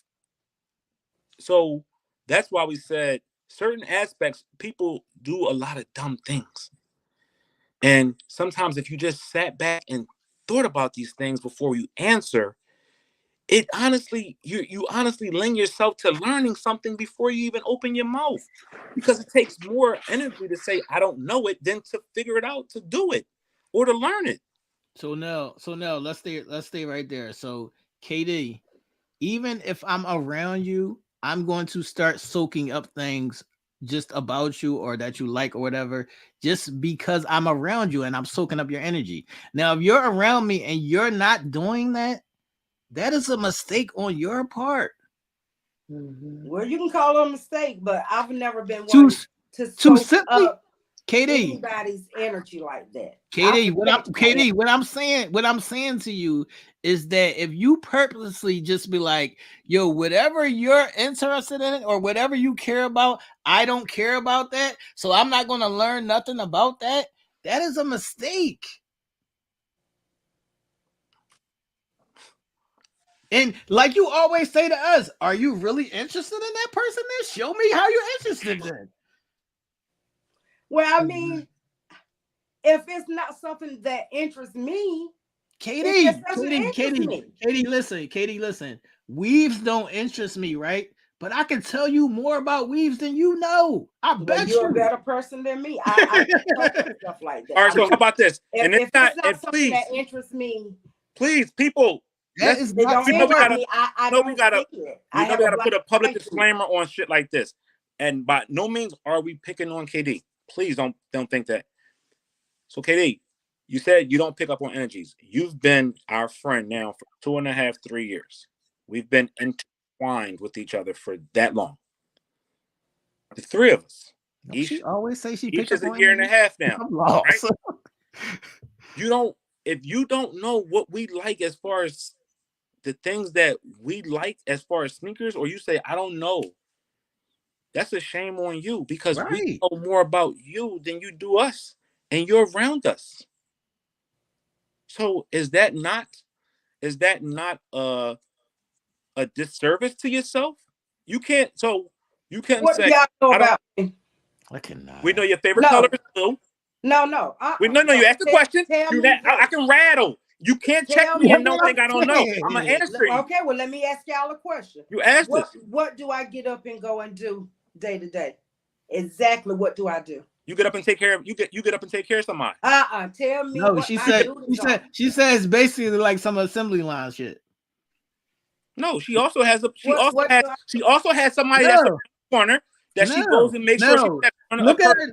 That she helps get No, stop. Look at her trying to move the goalpost. She about to ask me, what do I move? No. Tell me, T, what KD, was I right or no? No, I do not work, but it's something similar to that. It's something similar to that, right? It's something similar that's to that. It. I know. I know something about it. So what? Ask us anything. We can tell you anything. Yeah. Because you're a part of us. Y'all can't tell me everything about me. We know we can't tell you everything about you, but we could tell you prominent, personal. We could tell you prominent. And I applaud y'all for Helen. Y'all have that personality. Hold on, Katie. Helen. Don't. The word dumb may be insulting, but sometimes it's justified because you're doing some dumb shit. With rudeness. If you're doing some dumb shit, I'm gonna say you did some dumb shit. And rudeness may sound sarcastic to you, but that's what I'm saying. It don't bother me. That don't bother me. That don't bother me. It's just a fact of what we see. That don't bother me. If you say something dumb to me, I'm going to respond to you sarcastically. I might even send it over top of your head. The way you think. You are entitled to that. I think sitting in ignorance and not even trying is dumb to me. I don't care how y'all try to spin it. I don't care how y'all try to say that that's just lazy. That is a dumb action to sit in ignorance and just be like, I don't care. What the fuck? Are you living in the world or are you living in your old self? Like, well, one thing Karen is gonna always be her. Let me put it this way. A neighbor can live right beside me for years and years. If I don't put in the focus on that neighbor, I wouldn't know that person if I went outside. Katie, you don't have to know your neighbor. You're doing yourself a disservice by not paying attention. Well, you're not aware of your surroundings, and you don't know who your next door neighbor is. It can be selling crack out of that house. You should know that. I put my interest in things that Katie, it do interest you if they. Katie, listen, it does interest you if they're selling crack out of that house. Well, then that would interest me. Then at that time, I will investigate. I cannot. How would you know that if you're not paying no attention to them? Well, it's gonna come to me eventually. I cannot. What are your thoughts, Aisha? It's gonna come to me. I'm about to get real rude. Again, I'm getting upset. Well, you're rude already. I can't be no if I can't dispute the word bitch and not dispute the word dumb. I get it. I get that the word sounds insensitive. I get that the word sounds repulsive and it's demeaning. Yes. Yo, I talk to people every day. No, that's just y'all opinion. No. Hey, hold on. It sounds rude to some people. We're not going. What I'm saying is, I could take a stance on saying a woman shouldn't be called a bitch, and that's disrespectful. And I get it. I get the word, the connotation that comes along with hearing the word dumb is a negative connotation, right? It's displeasing to the ear. So if you're saying that's hurtful to you, then we use different terms. But all we're saying is if you do some dumb shit, I'm gonna call you dumb. Stop doing dumb shit. Use your fucking brain. What my intellect is, no one words can ever hurt me. Katie. Right, cool. But then we can't get. Hold on now, KD. Why didn't your intellect tell you to send out that link your own self? Just didn't think about it. There we go. That's what I tell y'all. It's no fucking answers. There's no fucking answers. I didn't think about it. Plain and simple. Exactly. But you're absolutely right. If it's a link you sent me, because I never know if you're gonna send them a different link or what. T. Same link. I never know that. I am not the engineer. You only been here 122 episodes. I have ran this board once. But you only been here 122 else have had episodes. multiple times to run the board. I've had the opportunity once. This is not a board question. The link is the link. Well, I mean, I didn't know which link she was gonna get. If she was gonna get the one to come backstage, or if she's gonna get the one like I got tonight, where you're just in the show. I don't know what's going on. That's what I'm saying. The link is the link. You got the same link she gonna get. I get a different link sometime. No, you don't. You always. I can't see backstage this time. You always get the same link, KD. It's either KD. Listen, KD. It's right. It's either you log in through your email. You're not using the link. Then you're just logging in through your email. If you use the link is the same for everybody. But do you understand what I was saying earlier? Can we give a little bit of something to Nell? Because I said this earlier in the show. We get so hung up on when somebody says something that's not quote unquote a star. And somebody got to come to my defense at this point. I agree. We can't paralyze the people that's normal when they say something that we don't like. But a star says it, a comedian says it, if somebody else says it, and we say, that's the funniest shit I heard. Make it make sense. You can't chastise that man because he said the word dumb, but y'all won't chastise Chris Rock for calling that woman a bitch. Please, let's make it make sense. That's what I said earlier. We play with people when we don't gotta play with people. We make it cool when somebody that's supposed to be a star says it, but when somebody like us say it, we get chastised and beat up. So please, if we're gonna say what disrespectful, can we let disrespect be disrespect and just leave it there? Well, I'm sorry. Across the board. I was in the Jada position, so I'm taking the punches, so it ain't like I'm gonna be. What punches are you taking? I mean, I was in the Jada Will position, so I'm not gonna sit up there. But here's the thing, like probably Jada and Will is probably that, like, them bitches didn't mean nothing to them. That fucking brushed off of them. Like, people gotta allow things to just like. They have to be receptive to criticism. Be receptive to criticism. Like, if you're not straight calling me X, Y, and Z, I'm going to take it as, okay, I should have, I could have, I would have, X, Y, and Z. It's not. Ish, can I ask you a question, Ish? Can I ask you a question? Ish, as I'm looking at the screen right now, if I were to say to you, Ish, do you have on glasses on? How would you respond to me? I'm like, that's a dumbass question. Thank you. See it's these fucking glasses dumb. Right here. But I mean, I don't know. Like, I don't know if that's it. I don't know what that's considered. Like, some people just don't. Everybody looked at me being dumb and crazy an hour and a half ago when I said what I said. People was coming at me. No, that's not that. We look at comedians when they got the freedom to express, but anybody else, if it's me or T, we say our expression, or somebody says something that goes off the cuff, we get so bent out of shape. So can we legalize everybody that's disrespectful? If you found it to be disrespectful, we stand on that disrespect and hold everybody accountable the same way y'all hold us accountable.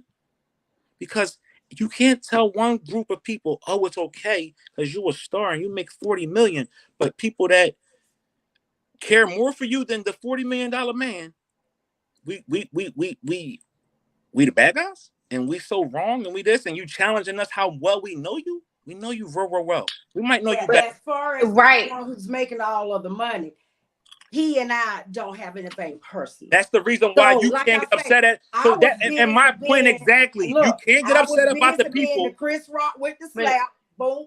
I was busy being the Will Smith from last night, and I was busy being Jada the bitch. So I don't have time to be coming to your defense when I'm sitting here defending myself. But wait. I didn't- I can come Here's back the thing. later. But I here's didn't the ask you to come thing. to my defense. I said I said can come let's. back later. I didn't and say defend I did. I you, did but not right say I now, need you to come I'm to my battling defense. for myself. I didn't say I Right. need you to come to my defense. I said let's make it make sense. If you felt disrespected by being called dumb or your actions being dumb, do you not feel disrespected if that man calls you a bitch? You said no. He made $40 million, so it was cool. He didn't call me a bitch. And but this is what I said. He didn't I think call I you said dumb. this in the meeting. He I ain't know, called but you dumb either. Well, that's why He I just said the actions of people are dumb. If you feel like that, if you feel like you can't utilize your brain to learn something and you using excuses to get past, that's dumb. He didn't call you dumb. That's dumb. And that action is dumb. You took offense in saying dumb is senseless, dumb is heartless, and dumb feels disrespectful. Cool. Dumb is dumb, but bitch ain't. I just said let's make it make sense on all fronts. Disrespected, did I? I never said that. Only thing I came back with was you're rude, and we can both have our opinion of each other.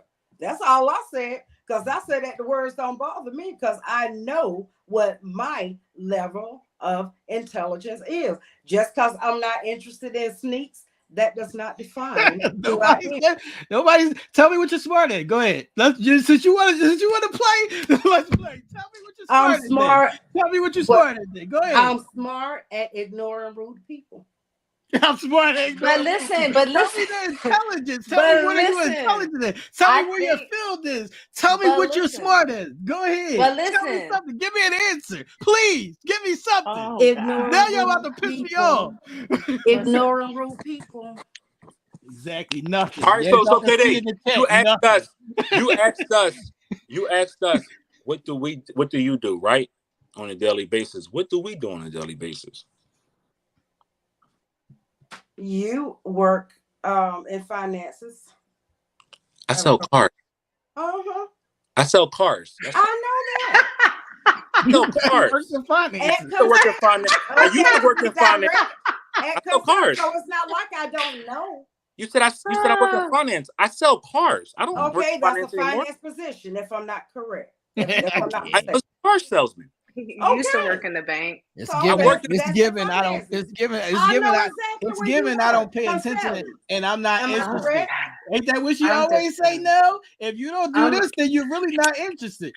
I'm That's done what for you the I night. always know where say. you work. It's just I'm no. done for the night. Works at an attorney office. Now, What do we're I saying know what is- he do every day? No, I do not. What we're saying is have a vested interest in something that you say you care about. That's what Can't I'm be saying. oblivious to everything. I'm not oblivious to everything. Here's the thing. Everybody is going to have an opinion. Katie, you're going to have an opinion about Ish, T, and Nell. Everybody's going to have an opinion. T's going to have an opinion. He's going to think some shit might be dumb. Nell's going to have an opinion. He might think some shit going to be idiotic. You're going to have an opinion, and you're going to say X, Y, and Z, right? Right? Everybody's going to fucking have an opinion. Even the people in the comments are going to have an opinion about the things that we're going to say, right? If it don't apply, let it fucking fly. Exactly. Let it fly. We miss the message in a lot of shit. We miss the message in a lot of shit by thinking everything is so intentional and by being hung up on words and shit. Like, we missing what is trying to be brought to our attention about some shit that we might not be respectively looking at the proper way. And so if T says to me, Ish, do you got on glasses? I'm gonna be like, yeah, you dumb motherfucker. I got on glasses. You see this motherfucking black face right here. Fucking be dumb. He, instead of him focusing on me saying, you dumb motherfucker, he should be thinking, oh, well, goddamn, I should have used my mind constructively to pay attention to say, goddamn, she got on glasses. That's it. We focus too much and we so quick to say, well, You called me this, you said this, you did this, and you did that, instead of really reflecting on what is actually being said. Because we can move back all that surface shit, right? We can move back all of that. And this might just be me because I'm from up what we call it, north. And you're and I'm rude as fuck. I'm rude as fuck. You're rude, nice, Easterner. quiet. Yeah, y'all see a nice, quiet East, but I'm rude as fuck, right? I just know exactly when to say, how to say it, when to do it, how to do it, whatever the case may be, right? But let's take into perspective, like the message. Get the message instead of us always hanging our hat on some. Let me.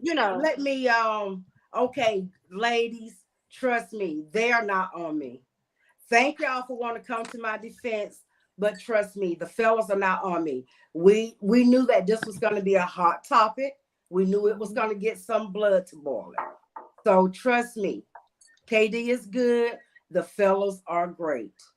But thank y'all for thinking you had to come to my defense. But they are good. Trust me. We had the same discussion Thursday night, and it got just as heated. Y'all know, we're good. I promise you.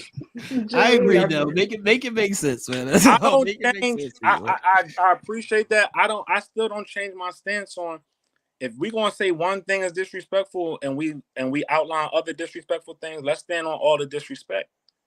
If you don't like it, you're entitled to how you feel. How we not going to do that? Like, I don't understand it. Like, we can't let one group get away with something, but then you castrate people that care. Like, it's different coming from a caring individual who's poured themselves into you. Different versus somebody you don't even know, and we give them passes and we laugh at that. That's the only thing I'm making. If you know this person is in your corner and they not disrespecting, they just trying to give you a different perspective and trying to give you some game. That ain't disrespect. But we take somebody that's supposed to be an actor, comedian, and this big platform, and we'll keep them on a pedestal because that's just what they do. We got to make it make sense on all levels. If you want to let that pass, you got to let all that shit pass. If you're not gonna let that shit pass, then you standing on what you standing on, and that's what I was saying. I'm being quiet, man. Me too. I said I'm done. That's a saying that I go by, and I'm gonna stick to that. It's solidly in his head, though. I don't bring it out. It's always some shit in the brain that never comes out. That doesn't help anybody, KD. That doesn't help it doesn't even help you. I know you think that benefits you, but it doesn't. But I'm gonna let you rock. Go ahead. You can't if you think that benefits you by keeping your own little secret information in your head, I'm gonna let you rock. But that benefits nobody. We're having a conversation, and if you don't want to divulge, how are you having the conversation? The fuck? As I said, change my name to I'm going. Mm-hmm. Peace out. Conversation closed. That's the ladies. I'm not. He's this is not even about. This is not even about KD. And I am not about to try to change. Hold on. This is not even about KD, or this is not even about just women. This is about people in general. I hate when people say I learn something new every day, and then when you ask them what they learned, they don't have nothing to fucking say. They don't have nothing to share with you. You didn't fucking learn anything then. Because they didn't share it with you. I cannot. Then don't fucking talk to me then. It's that fucking simple. Don't fucking talk to me then. And lady, you're right. And I got some shit to say. At poking the bear when I need to, especially when the bear pokes me. Okay. Hey. What's up, people? What are we doing, man? What's up, people in the chat? Y'all good? I'm dead. Everybody straight? Everybody straight? Make sure y'all like and share the video. Make sure everybody has subscribed to the channel and hit that live bell notification so y'all can see when we go live. We do have some exclusive content coming to the members. So if you haven't got your membership, make sure you get your membership now. No, what are you doing over there? Because Katie's guest said she was out. She had to go to bed. Right. A grandmama or something. I was talking to Chris Rock. You was talking to Chris Rock. 40. Nah. So I know Katie had a guest. Katie's guest had to step out. We appreciate her presence in the comment section. We always love when anybody is rocking with us, listening to us, bobbing with us, or whatever the case may be. Shout outs to you. If you want to tell us her name, KD, and what she represented, that way you still can appreciate what she was going to bring tonight to the corner. Maxine Bell was going to be my guest, and it got a little late for her. I do apologize for that, but thank you for agreeing to come on. And what I was going to do, I was going to highlight her. This month is National Women History Month, and she's a lady who is making history every single day with learning new things that interest her. She has began to make soap, organic soaps, and she has grown this. It's called Granny Max's Ageless Soaps. Shout out to you, Maxine. You actually did have research something on all of it, and each soap has a meaning. So I was gonna highlight her. Do you still want to come on, Maxine? I see you in the chat. Let me see. I guess I'll send you the chat. I sent it to you. I emailed it to you. Okay. Oh, shit. I was rudely look at that. Could have. I Look at emailed that. it. I mean, you was a rude ass nigga. I'm only driving on the fucking expressway for fucking 2 hours. Check your email. Thank you. So while we wait for Maxine, my dumb ass figured it out. Whoa! Let's Oh my God! Wait stop, wait for Maxine to get here. Let's take some time out to recognize some ladies. It is Ladies Month. Hold on now. Hold on now. I do want to say that I will call my fucking kids dumb, my mother, whoever the fuck it is. If you do some dumb shit, I'm gonna say you're dumb. You're being dumb. And then I'm gonna teach you or tell you whatever the information you need. But there's also times where you should take the time to fucking learn something, people. God damn, how fucking old are you that you're just sitting around not learning anything? You don't know shit about nothing. You don't care to know nothing. I don't care about that. I don't care about what the fuck do you care about then? Care about something. That's all I ask. Care about, I don't care what it is. It ain't gotta be the shit that I'm talking about or the shit that I care about. I'm asking, when I ask you a question, have a response. That's all. Go ahead, Nell. I don't know how to follow that up, but we're gonna follow that up with this. There's a couple of people who are in our top fans, and also individuals who have been down with Uncensored Minds from the start. We had a couple of birthdays this week, starting with Angela, who is one of our top fans. She celebrated her 57th birthday this week, so let's give Angela a big shout out. She's in the comments right now, so let's throw the cake emoji up for Angela as she celebrates her birthday. Also, we had another one of our Uncensored Minds family members celebrate their birthday, Janine McFarland. She celebrated her birthday 2 days ago, so shout out to Janine for always being a part of our situation, be it the wind down, our music battles, and that's here at Uncensored Minds. We appreciate y'all presence, ladies. Thank y'all for being such introspective guests that we have each and every week. And anybody that's coming up, we wish y'all a happy birthday. Yes, happy birthday, girlies. Shout out to both of those ladies. Happy birthday. Happy birthday. Lady birthday. Happy days. All right, I'm going. That's the name. Peace out. Time for me to go. It has been I think she's gonna come on. She's trying to click on now. She's on. Let's add it to the stream. Max, how you doing? I'm great. How are you? What? Don't judge us. Hello. We see the head shaking. Adjust your camera, Mom. The mic is there. How you doing? Welcome to the Uncensored Minds. We appreciate you rocking and joining us this evening. Okay, I'm trying to stop. I'm on this phone, and I don't like it. We can only see the top of your head. Well, that's all you need to see. Yeah. That's all we need to see. Yeah. I'm I'm trying to stretch, make it big. No one, they sleep. Everybody sleep. Okay. Okay, well, Uh, while she's doing that, y'all, let me further introduce her. I met her on a set of Tyler Perry. We were on a set together, but since then, as I said, she's come to start making her own soap. And when I tell you that the soap is amazing, and she had a spread out that she wanted to show it to you, I used it myself. Why you not on the screen? Go ahead, Katie. She make a soap. I used it myself, and I am a person who love moisturizer on my body as soon as I get out of the tub. I have not had to put any moisturizer on, and my skin is still moisturized from that soap. And she have okay, can you see more of me now? we Father, can. Hey, mom. you better go take your little tail. Okay, now I'm gonna turn the camera around so y'all can see the soap. All right.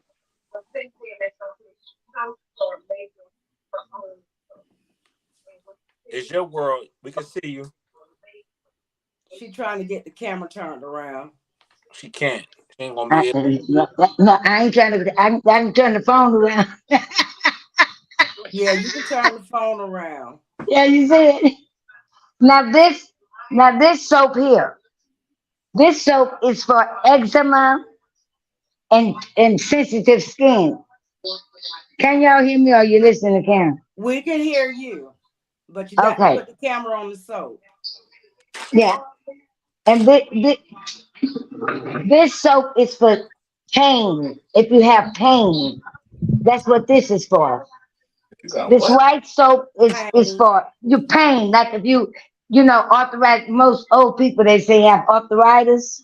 Oh So, wow. and this is to relieve the pain. I That's ordered the these one I oils use. from Africa. Oh. This soap here, I made it out of aloe vera and cucumber. It's to tighten up your skin. You know, most women don't want turkey necks. So that's what this is for. This soap is made out of honey, donkey milk, and goat milk. It's to tighten your skin. It's also leave your skin soft. This soap is made with the CBD oils. This will soothe your body, make you feel good. I just made this, as you can see. This it's still in the molds. This is honey. It's to tighten up your skin and leave you very fresh and tender. Okay. Now I had some people that was coming on that didn't use the soap before. Here, I made it out of aloe vera and cucumber. You see, I'm from the country. I can't talk good too. Then you see it. Yeah, you're a bumpkin. So that's You're what a this bumpkin. is for. This soap is made out of honey, donkey milk, and goat milk. All right, I like what you got going on. Let me see. Are you finished? I like what Huh? you got going on. Let me see your face. My face. Yeah, let me Oh, see. Yeah. you can see my face and my neck, and I'm 81 years old. Look at my So arm. Look yeah, at I my see. hands. Yeah. And let me tell you how I started this. I was looking because I do work on the TV and I do background in like BMF. I heard y'all talking about my program too. But and my coming to America too, most of the shops, I just go to keep myself busy. Mhm. So I'm looking at my hands one day. I say, I can't do like this and thinking I'm cute. So I got to do something about this. And I got to reading and I did some research to make myself, to keep me together. And that's how I came up with this idea. And every time I go to make a batch, I'm praying. I guess the Lord say, I wish you would leave me alone for something. But I pray and I make sure it all come out right. Yeah. What? Okay, you're frozen up now. So how can we And let me tell you how I started this. Because I do work on the TV and I do back. let me ask you a You're question, Mom. frozen. Um can you show us the one You know, that's I for the just go turkey to neck? keep myself busy. For I like what? the turkey neck one. The soap that The do. turkey neck. Oh, keep the turkey neck. Yeah, I can do. Okay, where'd you go? You're We right frozen. Your here. phone froze up. Yeah, it's gonna close. See this, Yes. this, this, this, and all of them. Which because of what I use. You see, this is what I use. These are the soaps. You see how much this soap costs? $40. That's honey. This is goat milk. This We is can't see donkey. it, Mom. We can't Oh, see okay, what you're okay, showing okay. us. So just tell us what you're. Okay, you see, this is donkey milk. You see, it says donkey milk. Mm-hmm. If you Google donkey milk, it tells you what the donkey milk does to the skin. It keeps you from having turkey neck. This is goat milk. It soothes your skin. I use olive oil. I use the nicest oils and the basics of the milk. I get all my oils from a man downtown. He has he makes oils. He get these roots and stuff from Africa, and he's got this big warehouse downtown, and he makes these oils. Okay. You see, and I buy my oils from him, and I So now get let me ask you everything. this, Mom. Let me ask you Huh? this, because this is what they're gonna want to know. You make different soaps, like you make it for pain. You make some that is good for eczema. You have these different soaps that people can use for different things. Yes, So where can they yes. find this soap? They can order this from your site on Instagram. Yes, yeah, or yeah, or email me or anything, whatever they want to do. I'm setting it up. See, I'm going downtown probably Tuesday and register it. But I was doing a test drive, so I got everything set up to go and register so it could be legal, and I could, be doing my orders through the mail or whatever. Orders from Hmm. him. You see, and it's been. I don't have any problem. Okay, so they can follow you at Granny's. What is your handle on IG? But somebody Granny else, Karen, you talking? Ages. Yes, yes, yeah, or email me or anything, whatever they want to do. I'm setting it up. See, I'm going downtown probably Tuesday and register. It's getting But I cold. was doing a test drive. So I got everything set up to go and register so it could be legal. And I could, be doing my orders through the mail or whatever. Orders from him. You see, and I don't have any problem. No, everybody that's tried it, they buy it. I give them a little sample, and Miss and Maxine, they wait a minute, yes, babe. Mom.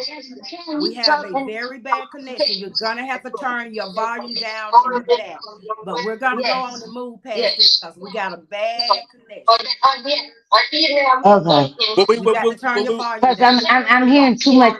I'm hearing too many things. This is being recorded on the thing, and then I got the You phone got to in my turn that hand. volume down. You can't have both volume up. Okay, so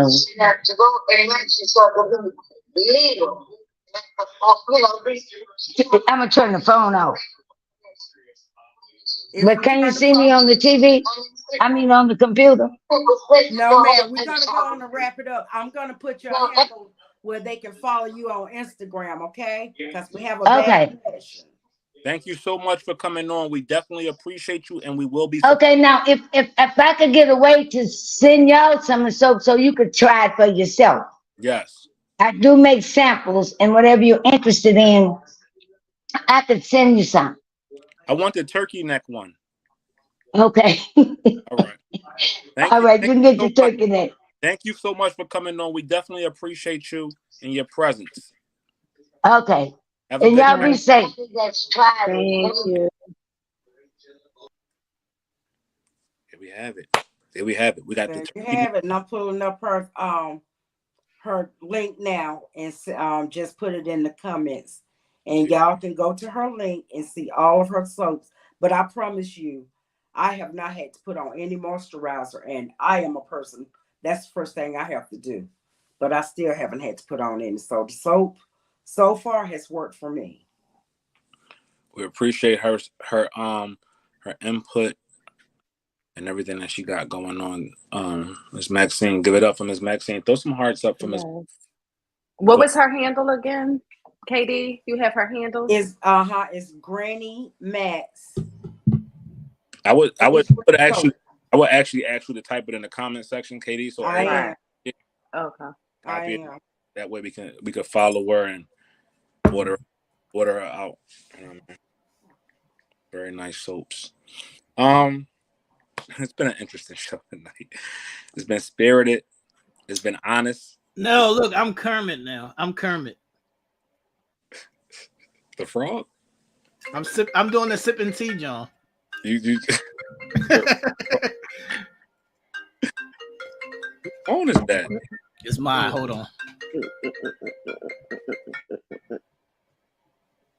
So it's been a great show tonight. It's been real spirited. It's been real educational. It's been real in depth and like just full of energy. If you want more of this, I will implore you to go out there and register for that Top Fan membership. Again, we got them, and we got a lot more content to share with y'all. We got a lot of things that we do on Thursday nights that translates into an exclusive show. We just did something this Thursday, which you're going to love it when they put it out. The guys over at Telemade Kicks, two wonderful guys over there, two handsomely amazing, beautiful guys, I might add, that comes to y'all every week. One of them is a rude nigga. Come here, rude boy. Won't you give it up? Come here, rude boy. One of them is a rude boy asshole. A bumper cloud. That's okay. We still love our rude boy. Oh, he's definitely loved, but he's going to embrace. He's going to embrace that rude boy asshole. I'll dive right into that. I'm being nice. No, it's not being mean. No, it's being nice. I'm just recapping, and we'll be the two guys that will come to you this Wednesday. Have a great show. You want to check that out. Be on the lookout for Telemade Kicks this Wednesday at 8 p.m. You got a lot of things that we're going to discuss. We got a lot of pickups this month. You're going to see a lot of things that's going to interest you. Also, Game 7, that's Thursday with T and Mike. It's a funny, hilarious show. Those two guys go back and forth at each other. They're real life brothers. So you'll see the real life brothers. We both rude too, man. They are both rude. Some things can't be helped. Then you got the fearsome foursome, which is us here at Uncensored Minds for another great show next Sunday. So hopefully all works out well. Again, our prayers are with Rhonda. As we open this show, we want to make sure that does not get lost in translation. Keep your prayers open and her name on everything that you do when it comes to praying. Put Rhonda in your prayers. Thank you for everybody who reached out to me this week.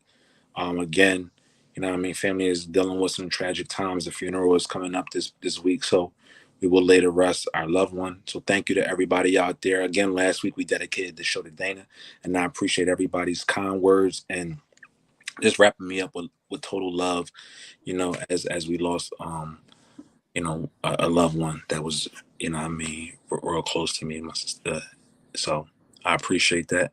And I just like the love that we share during the week. You know, Ish could post something, T could post something, or even myself could post something, and the topics, I mean, the posts get a bunch of responses. So we appreciate that. I know we're a spirited bunch over here, but that's why you love us. That's the reason why our name is called Uncensored Minds.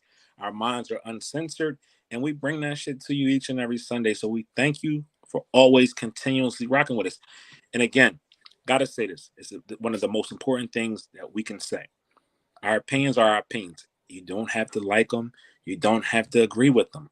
You don't even have to care about it. We just ask that you do it respectfully, because we're going to respect you the same way you respect us, and we love you the same way. None of the things that come out of our mouth are meant to be disrespectful, hateful, or hurtful. It is just it's meant to move the needle and make us think a little differently, make us think a little harder, make us think from a different perspective than we thought from our own. That's all to do. Just an opportunity for us to have a discussion weekly and bring you just some amazing content. So we're going to do that again next Sunday.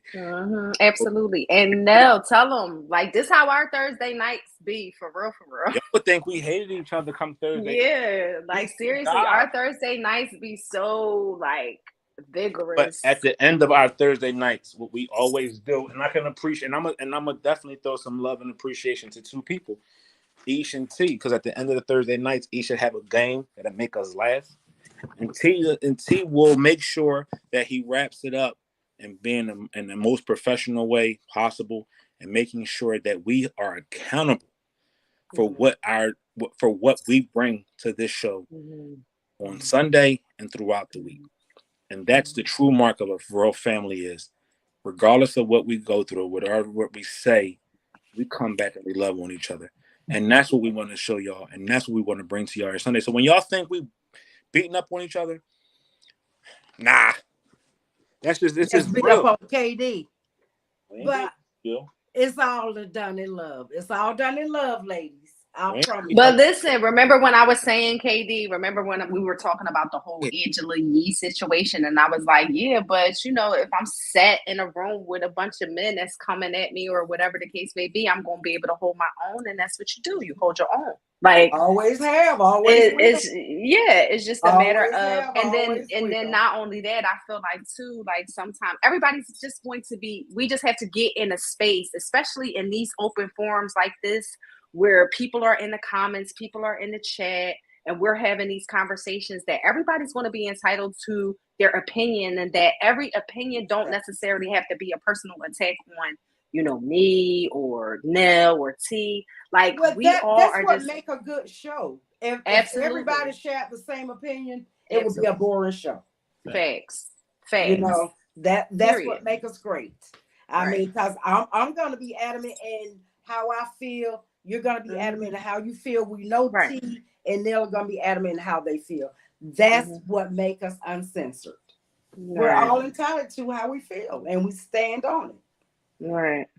So we can't all have the same opinion. Otherwise, we just be humdrum. Right. And it doesn't mean that,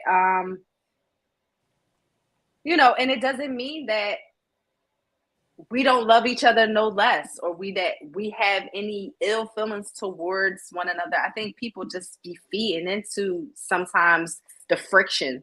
You know what I mean? So. Yeah. Well, they don't. Well, you know, outside looking in, it can look one way, but I can promise y'all that, like I said, that's what makes us great, because we're not afraid to share our mixed opinion. Absolutely. So. Absolutely. But at the end of the day, it's all love. No, what the fuck you doing over there, dog? Yeah, so just as an update for Rhonda, she has been inboxing me regularly, you know. No, do you have anything for going 60 seconds? Yes. All right, let's get into it, man. All right, so we're going to start off with a few notes of the NFL. The NFL's trade market is, and actually the new NFL season takes shape on the 14th of March. So you're starting to see a lot of things happening in the NFL right now. We had a trade. The first pick in the draft was traded, which was owned by the Chicago Bears. They traded that to Carolina Panthers, I should say, not Charlotte Panthers, but the Carolina Panthers moved from the 9th spot to the 1st spot, trading away DJ Moore in the process, along with a first-round pick this year, first-round pick next year, a 2nd, a 4th, and a 5th to move up to the 1st pick to possibly take one of those quarterbacks, Bryce Young, CJ Stroud, or even Richardson. We also had another trade today. The Miami Dolphins has gotten even stronger. They are equipping themselves for a nice, good team. They traded for Jalen Ramsey today, who used to play for the Los Angeles Rams. He is now in Miami. So he's down there with Tua. He's down there with Tyreek Hill. He's down there with a slew of other talented players. So Miami is no longer the laughing stock of the league. These boys are for real. So Another player, up and coming youngster, Deron Payne, is the highest paid defensive tackle in the league. He got $90 million today for 4 years. So just think, 4 years at $90 million is a lot of money. A lot of money, which makes him the highest paid defensive tackle in the league. Also, March Madness is here. March Madness is here, and you're going to hear a lot more about this on our Game 7 show on Thursday at 7 p.m. with T and Mike. But March Madness is here, and I just want to give y'all the number ones in both men and women. So you have, for the men's side, you have Houston as a number 1 seed, Kansas a number 1 seed, Purdue a number 1 seed, and Alabama a number 1 seed. And shocking news, teams that we've come to know and support throughout our years, North Carolina did not make the NCAA tournament. They did not make the tournament this year. If you know, North Carolina was a few baskets away from actually winning the national championship last season. And for them to not even be in the dance is a big deal. So that's the men's side. Over on the women's side, you have Stanford, Virginia Tech, South Carolina, and Indiana as the 4 number 1 seeds in their bracket. So again, South Carolina, shout out to Dawn Stanley, a Philly girl taking South Carolina to great heights. You got Indiana, you got Stanford, you got Virginia Tech, all making it to number 1 seeds in the NCAA tournament. And hopefully, whoever your college that you're rooting for makes it to the Final Four and wins it for you. Fill out those brackets. Office pools is going to start probably tomorrow. With some of these games being played this week. So get your brackets in. Let's have some fun. Other than that, we're going to turn it back over to the Uncensored Minds crew that's going in 60 seconds with Nell. The next week's show, we will be highlighting some more of our weight loss challenges and some of the things that we need to do to get ourselves back on track. So next week's going in 60 seconds will be an informational show along with a special guest. Not just me, but somebody else who is on this journey and is doing some amazing things. So, got a great show for y'all next week. What's up, people? What episode is this? 122? Episode 122. Episode 122. Make sure y'all stay tuned. Once again, if y'all haven't liked and shared the video, please do so. Make sure you have subscribed to the channel. Hit the live bell notifications. And if y'all have any topics, questions, thoughts, whatever, you can always contact any one of the 4 of us. Thank you, Miss Maxine. If you're still there, thank you so much for sharing that information with us. Yes, thank you. We appreciate it. What's up, people? We out? I guess we're out. Great show tonight, guys. We're out. Women, everybody have a great week. Ladies, celebrate yourselves. We know y'all got a lot on your plate. We know how magnificent and special y'all are, but celebrate yourselves. This is your month. March is Women's Month to wild out and go crazy and make it all about you. Y'all do that anyway, so why not go all balls out? Again, like we said before, you women are amazing no matter what, no matter the discussions, no matter the topics, no matter this, no matter that. Women are special and amazing, and we appreciate you. We appreciate you here at Uncensored Minds. But importantly, we appreciate you in our lives, and you are the reasons why we exist, because we came from y'all, right? Let's just exist together in harmony. Can we do that? Can us men and you ladies come together and exist harmoniously? And that's what we try to do here. This bottom row right here tries to get y'all to see a different perspective from a strong man that wants it to work with you strong women. I think that gets lost in a lot of the topics that we discuss. I think y'all think we're beating up, or we're going against the grain, or we are narcissistic, or we woman bash. We want y'all to see that as men out here that actually have thoughts and dreams of it working harmoniously and how we can do it together. So thank you again for joining us here at episode 122 Uncensored Minds. We appreciate y'all. Get out of our face, please. No, that was great. I'm just gonna say this. What's it? I don't give a fuck what y'all do, what y'all say. Can y'all fuck? Period. Can y'all fuck? All this extra shit.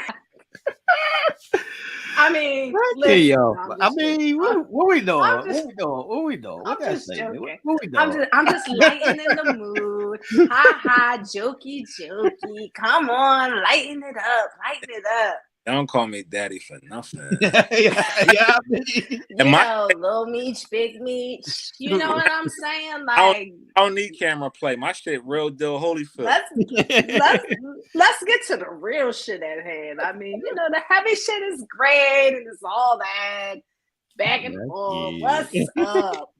What's up? Is what I want to fucking y'all know that's out of my element when it comes to that. So with that, I'm gonna say good night. Listen, we just gotta take it out. out. Day in the morning. Yes. So we gotta lighten the mood a little bit. Everybody enjoy the week. A little shock. We see Brenda every week. We see Brenda on everything. It's Uncensored Minds here on the Kick Show. Sometime on Game 7. Brenda, why you ain't no top fan? With that top fan logo next to your name, but it's coming. I'm sure it's coming. I know it's coming. I will appreciate it. And to everybody there that's a top fan, we appreciate y'all. We really do. We really, really do. Maxine, Miss Maxine.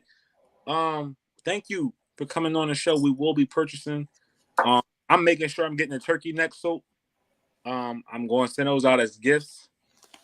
So we're gonna make sure y'all get that. As long as you buy from her, she'll be. Hold up. This is something I've been wanting to do for the past couple shows. This person right here is somebody who supports us silently and loudly. Not all the time does it always have to be grandiose, right? Support and loyalty can look a number of different ways, and this person does that. Her name is Loretta Gatson. I wanted to big Loretta Gatson up because Loretta, man, out faith and started her own business. She is an independent paparazzi consultant, and she partnered with another amazing, beautiful woman by the name of Barbara Jones. They are business partners together. I wanted to big that up because far too often do we see our kind fighting each other. These ladies partner together, and they're doing it together, and they got their own separate entities, but they came together and did it together as well. And I love that. So that's the true mark of ladies. Amazing, mature, beautiful women succeeding in this world. So shout outs to Barbara, and also for being a great leader. I see how she does her team. And shout outs to Loretta for stepping out there and making your dreams come true. That's a dope thing right there. Shout out to you, Loretta. Yes, shout out to Loretta and the Barb. Loretta, and Barb, and all of you ladies, Miss Weaver. Where you at, Barb? I don't see you in the chat, Barb. Where you at?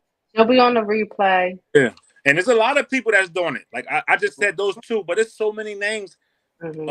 Helen Weaver, Helen just be doing her thing. Helen will go live and sell her pieces, but then an hour later, she in a club shaking her tail feather. I'm mad at that. See that shit? Like that's the type of shit we want to see. People living life, getting their money, getting their bag, and still going out here looking fly, being amazing. Helen, shout outs to you. You know what I mean? Everybody, Tara, shout outs to you. I see all y'all. I congratulate all y'all. I love everything that everybody doing. It's amazing. Dope. We appreciate that shit. You know what I mean? Yeah, absolutely. You know what I mean? The true mark of a person's resilience is when they going through their own storm, but they can be a sunshine or a light to somebody else. Because you never know what a storm they're going through, but they light be shining so bright that everybody just gravitates to them. That's the mark of a person who got shit going on with themselves and don't let nothing stop them. And I like that about each and every one of y'all. Y'all don't let adversities and challenges stop y'all. And if you do allow adversities and challenges to stop y'all, you should look yourself in the mirror and tell yourself it ends today. Today, I take back my life and I am in charge of it. I will not let nothing else influence or distract me from what it is that I want to do in life. And I want to be great. No more crutches, man. These excuses, we got to stop. We too grown for that. Excuses are nothing but failures that you do not want to conquer. That's all it is. Yeah. And Diana, listen, 150th episode, we going to Mexico. So what's up? Make sure you send us some packages. All right, them package details. I'm ready for Mexico. Nah, I don't think. Right. Mexico. I'm thinking maybe Miami. Maybe we can go holler at Lady B's boy. Her son. I want to go to Mexico. I want to see the cheap BBLs. I want to see Miami. T want to be on the beach and checking out the BBLs and seeing what's going on. Fuck that. Fuck it. And seeing what's going on, but yeah, Diana, we need some package info for that 150th episode. Since Nell said we're gonna be in a exclusive location. Exclusive. We gotta be. It's only right. And let's let Diana put it together. Diana and Gisette. Both those ladies are our travel. Shout out to Gisette. You're looking for a trip. Summer coming up. I know y'all looking to go somewhere. Y'all better holler at these people. Yes. Don't put your money into these Apple vacations. Spend your money with Diana or spend your money with Gisette. Yes. Or get that shit done. I could use it. Yes. I can use it. And Diana, I did see, yes. I didn't mean to be disrespectful to the guys down there. Yes, for their ladies only, Diana said. For their ladies only. I know, I was just speaking in men in general. What you mean? Can you fuck? Men in general. I just wanted to let Diana know, I wasn't just talking about T and Nell. But yes, for their ladies only. Somebody claiming us again? Yeah, for their ladies only. Diana checked me. She said for their ladies only. I know. But it's other men in that's watching that I'm sure is not commenting. So just want to know. Oh yeah, plenty of. Let's get past the arguing. Can you fuck? I'm just being silly. But shout out to Diana. Shout out to Gisette and all the lovely ladies that's doing their thing. Shout out to everybody. Love y'all. Appreciate y'all. Men month. When is Happy Men Month? That exists?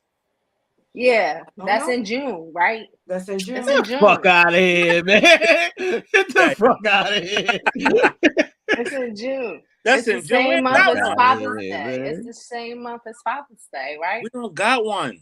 Well, we're gonna make it that. We're gonna make it that. How about that? It's all right. The Uncensored Minds family is going to celebrate Men's Month in June. It's all right. I love y'all so much that we don't need a month. We need to love y'all every month of the year. That's what needs to be happening.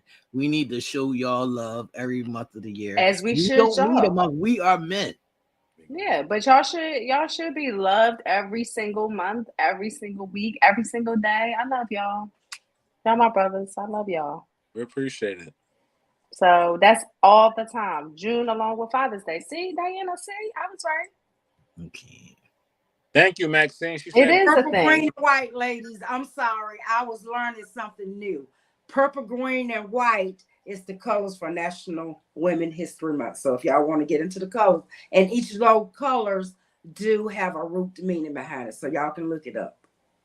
Thank you, Maxine. Maxine says to the panel, great job tonight. I'll tune in more often. Thanks. I'm confused. For the chance to introduce myself. I'm confused. You're welcome. I'm confused. Why? Because how does a month for us start on the start in the middle of the month? Fuck the first 11 days, huh?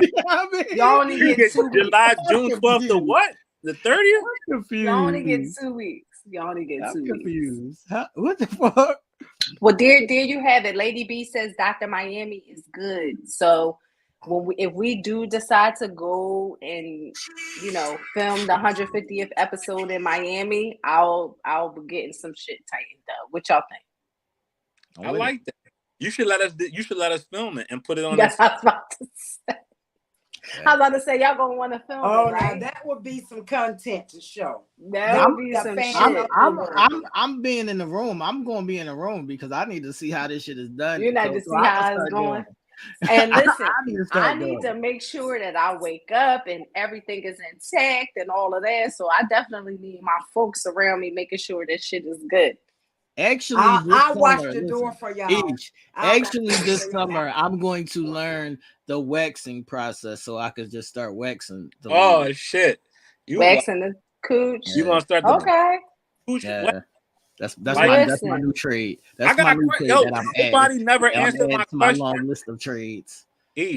So now that I got you here, Lil Raw Honey, do y'all girls be letting y'all girlfriends eat y'all coochies? I can't.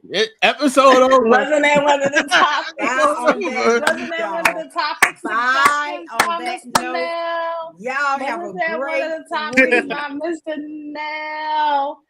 Listen, well, you know, I don't know. Maybe some people might this girl don't that shit happen. This girl don't. Katie said, listen, me and Ebony is not in that boat. Sometimes you got to try some stuff. You might like it, Katie. No, that's one thing I'll stay dumb on, ladies. Okay, Lady B. Look at Nell. I'm out, He done stirred up some shit. Nell just was trying to pander. No, I want to know. Is Raw Honey. I'm getting ready for next week. Why can't he leave? Wait, no, next week is ideology, but let's exclusive content that John. Exclusive content that John. Let's see what the best friends really be doing. And if y'all in the comments want to include yourself in that answer, Loretta said, "Hell no." Come on over. Don't be surprised, ladies. Don't be surprised, ladies. You might like it. You might like it, ladies. Don't be surprised. You might like it. You don't know until you try. Like Ebony. Angelia said the answer is no, Nell. You don't know until you try. Strictly, you know the rest. The best way to know if you like something or not is experience. Well, I don't think I'm going to be I'm going is not going to be a part of that conversation. You have to be. You have to be. I'm not going to be a part of that conversation. You have to be, Ish. Yeah. Look, Katie said, "I'm the fuck out." I don't know what y'all talking about, but I'm the fuck out right now. You have to be, Ish. All right, people. Let's get up out of here. All right, peace. Deuces, people.